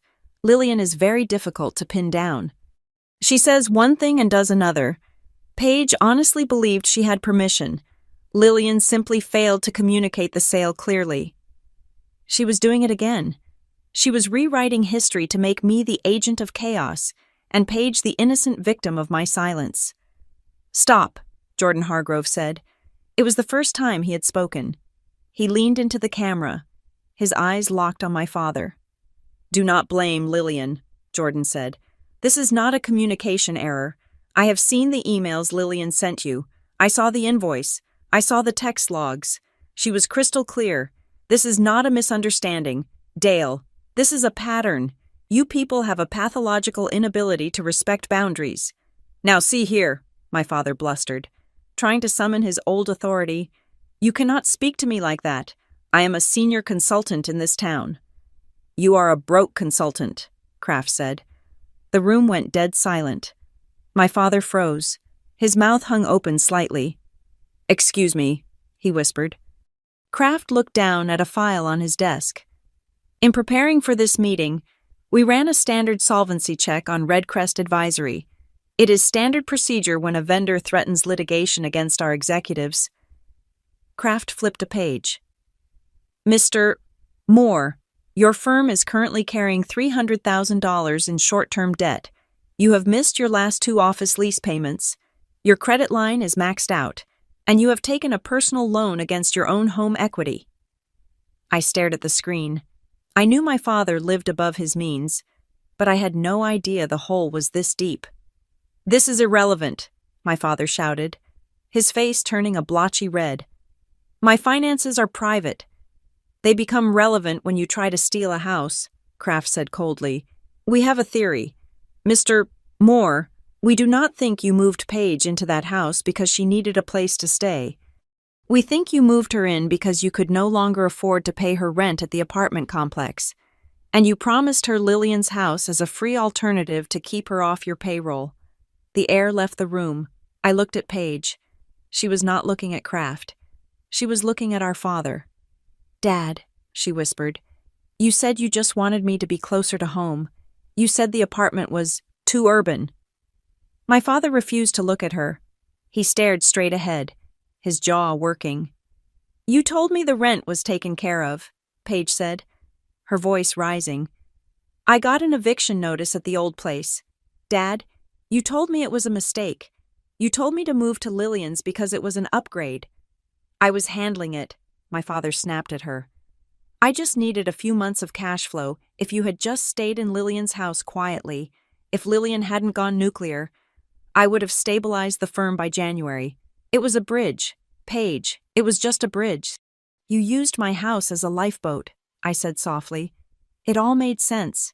The pressure, the entitlement, the desperation. My father wasn't just being a controlling patriarch. He was a drowning man using my property to keep his favorite child afloat because he was too proud to admit he was broke. So, Kraft said, closing the file, here's where we stand. We have proof of trespassing. We have proof of mail fraud. We have a forged lease. And we have a clear motive regarding financial distress. Please, my mother wept. Please do not ruin us. We cannot survive a lawsuit. We will lose everything. Then let's make a deal, Kraft said. He slid a document toward the camera. This is a binding settlement agreement.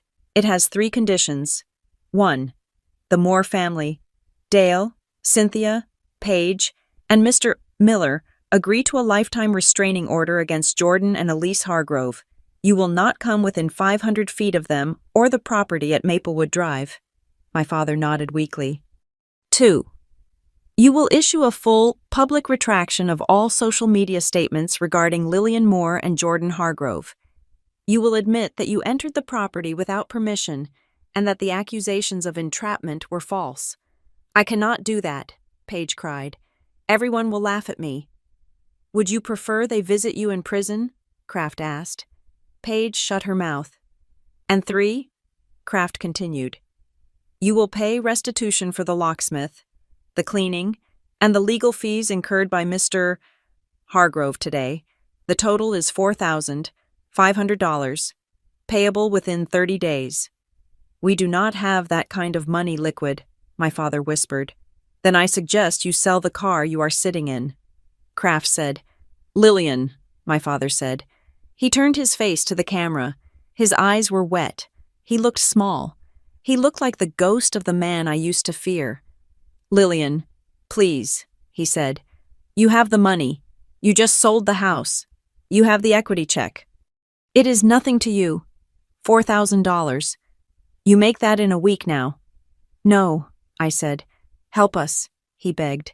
Just this once, to close it out. If we pay this, it goes away. If you pay this, we can start over.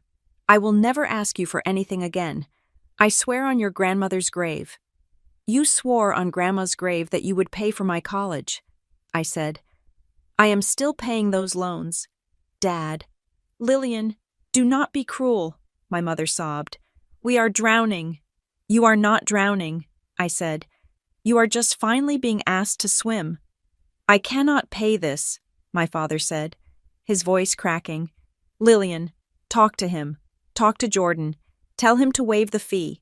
He likes you. He respects you. Tell him we are good people who made a mistake. I looked at Jordan. He was watching me. He was waiting to see if I would fold. He was waiting to see if the sensible one would step in and fix the mess one last time. I looked back at my father. I am not the janitor anymore. Dad, I said, I do not clean up your spills.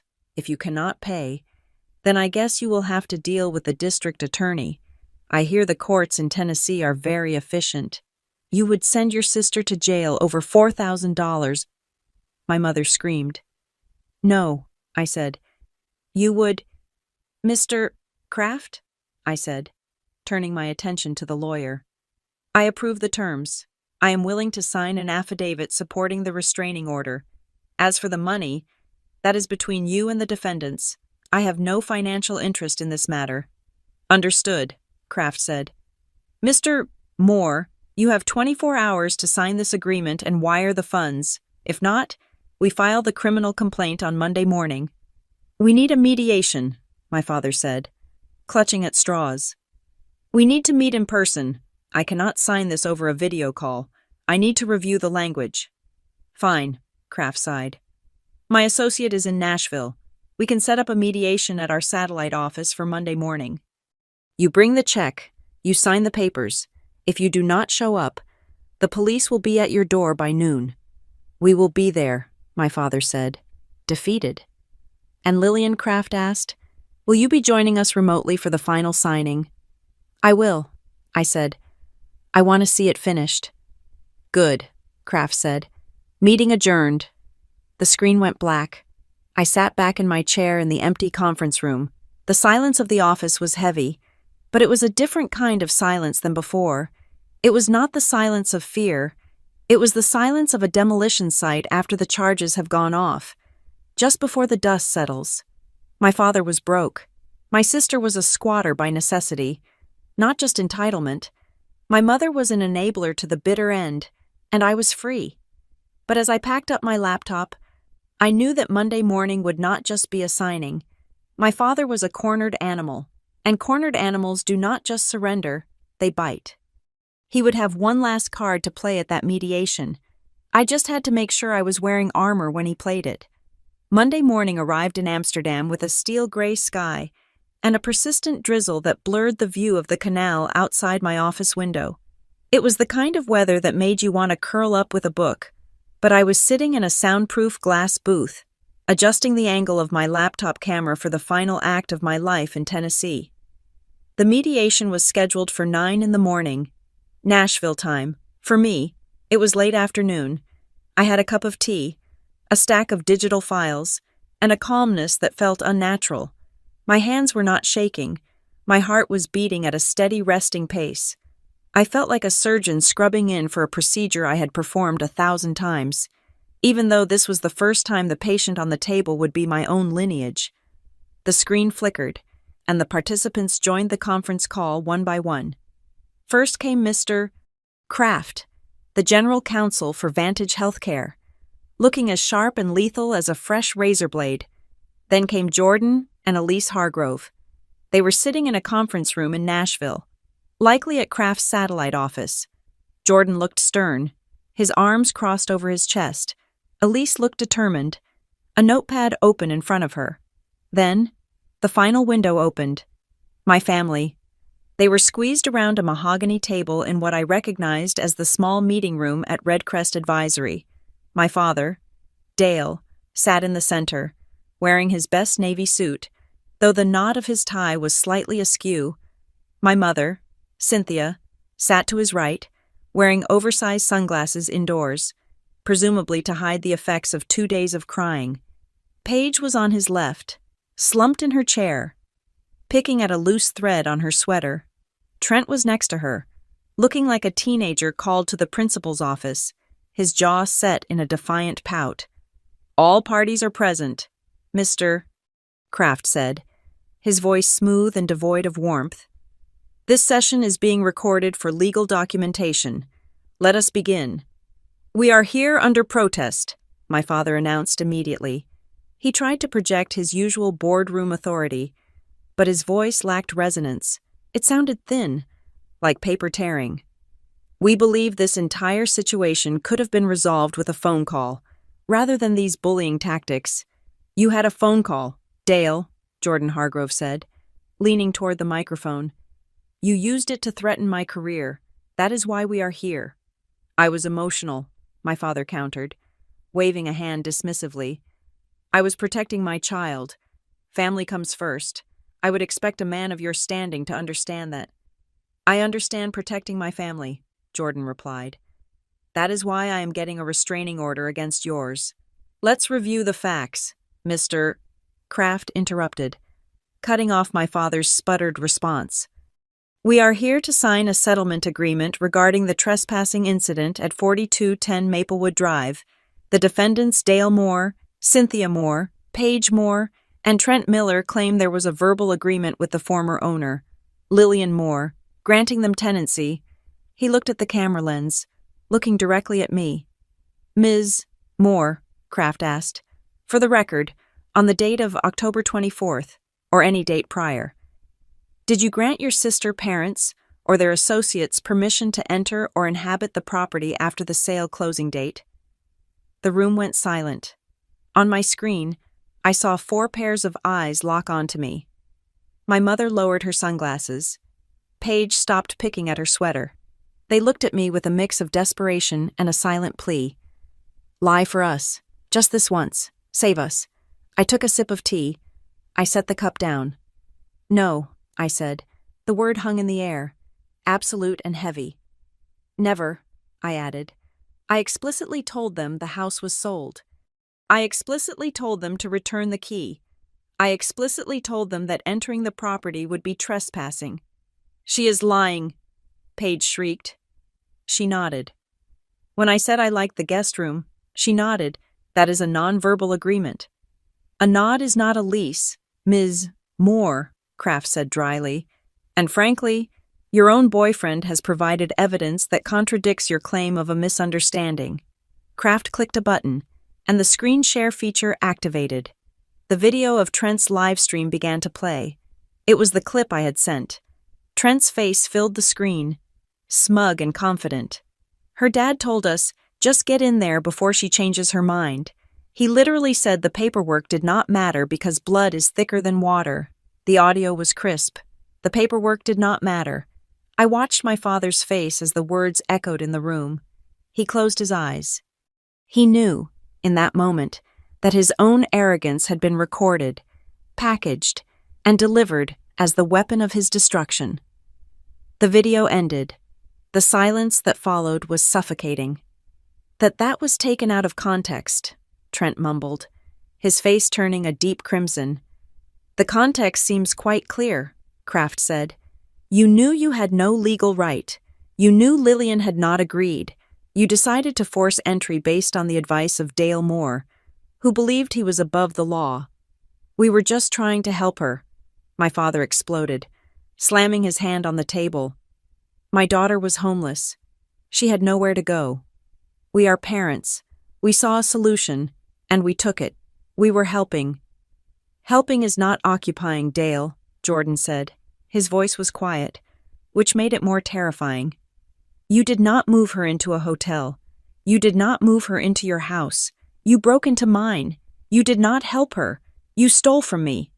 "It was her sister's house," my mother cried out. "It should have been in the family." "But it wasn't," I said.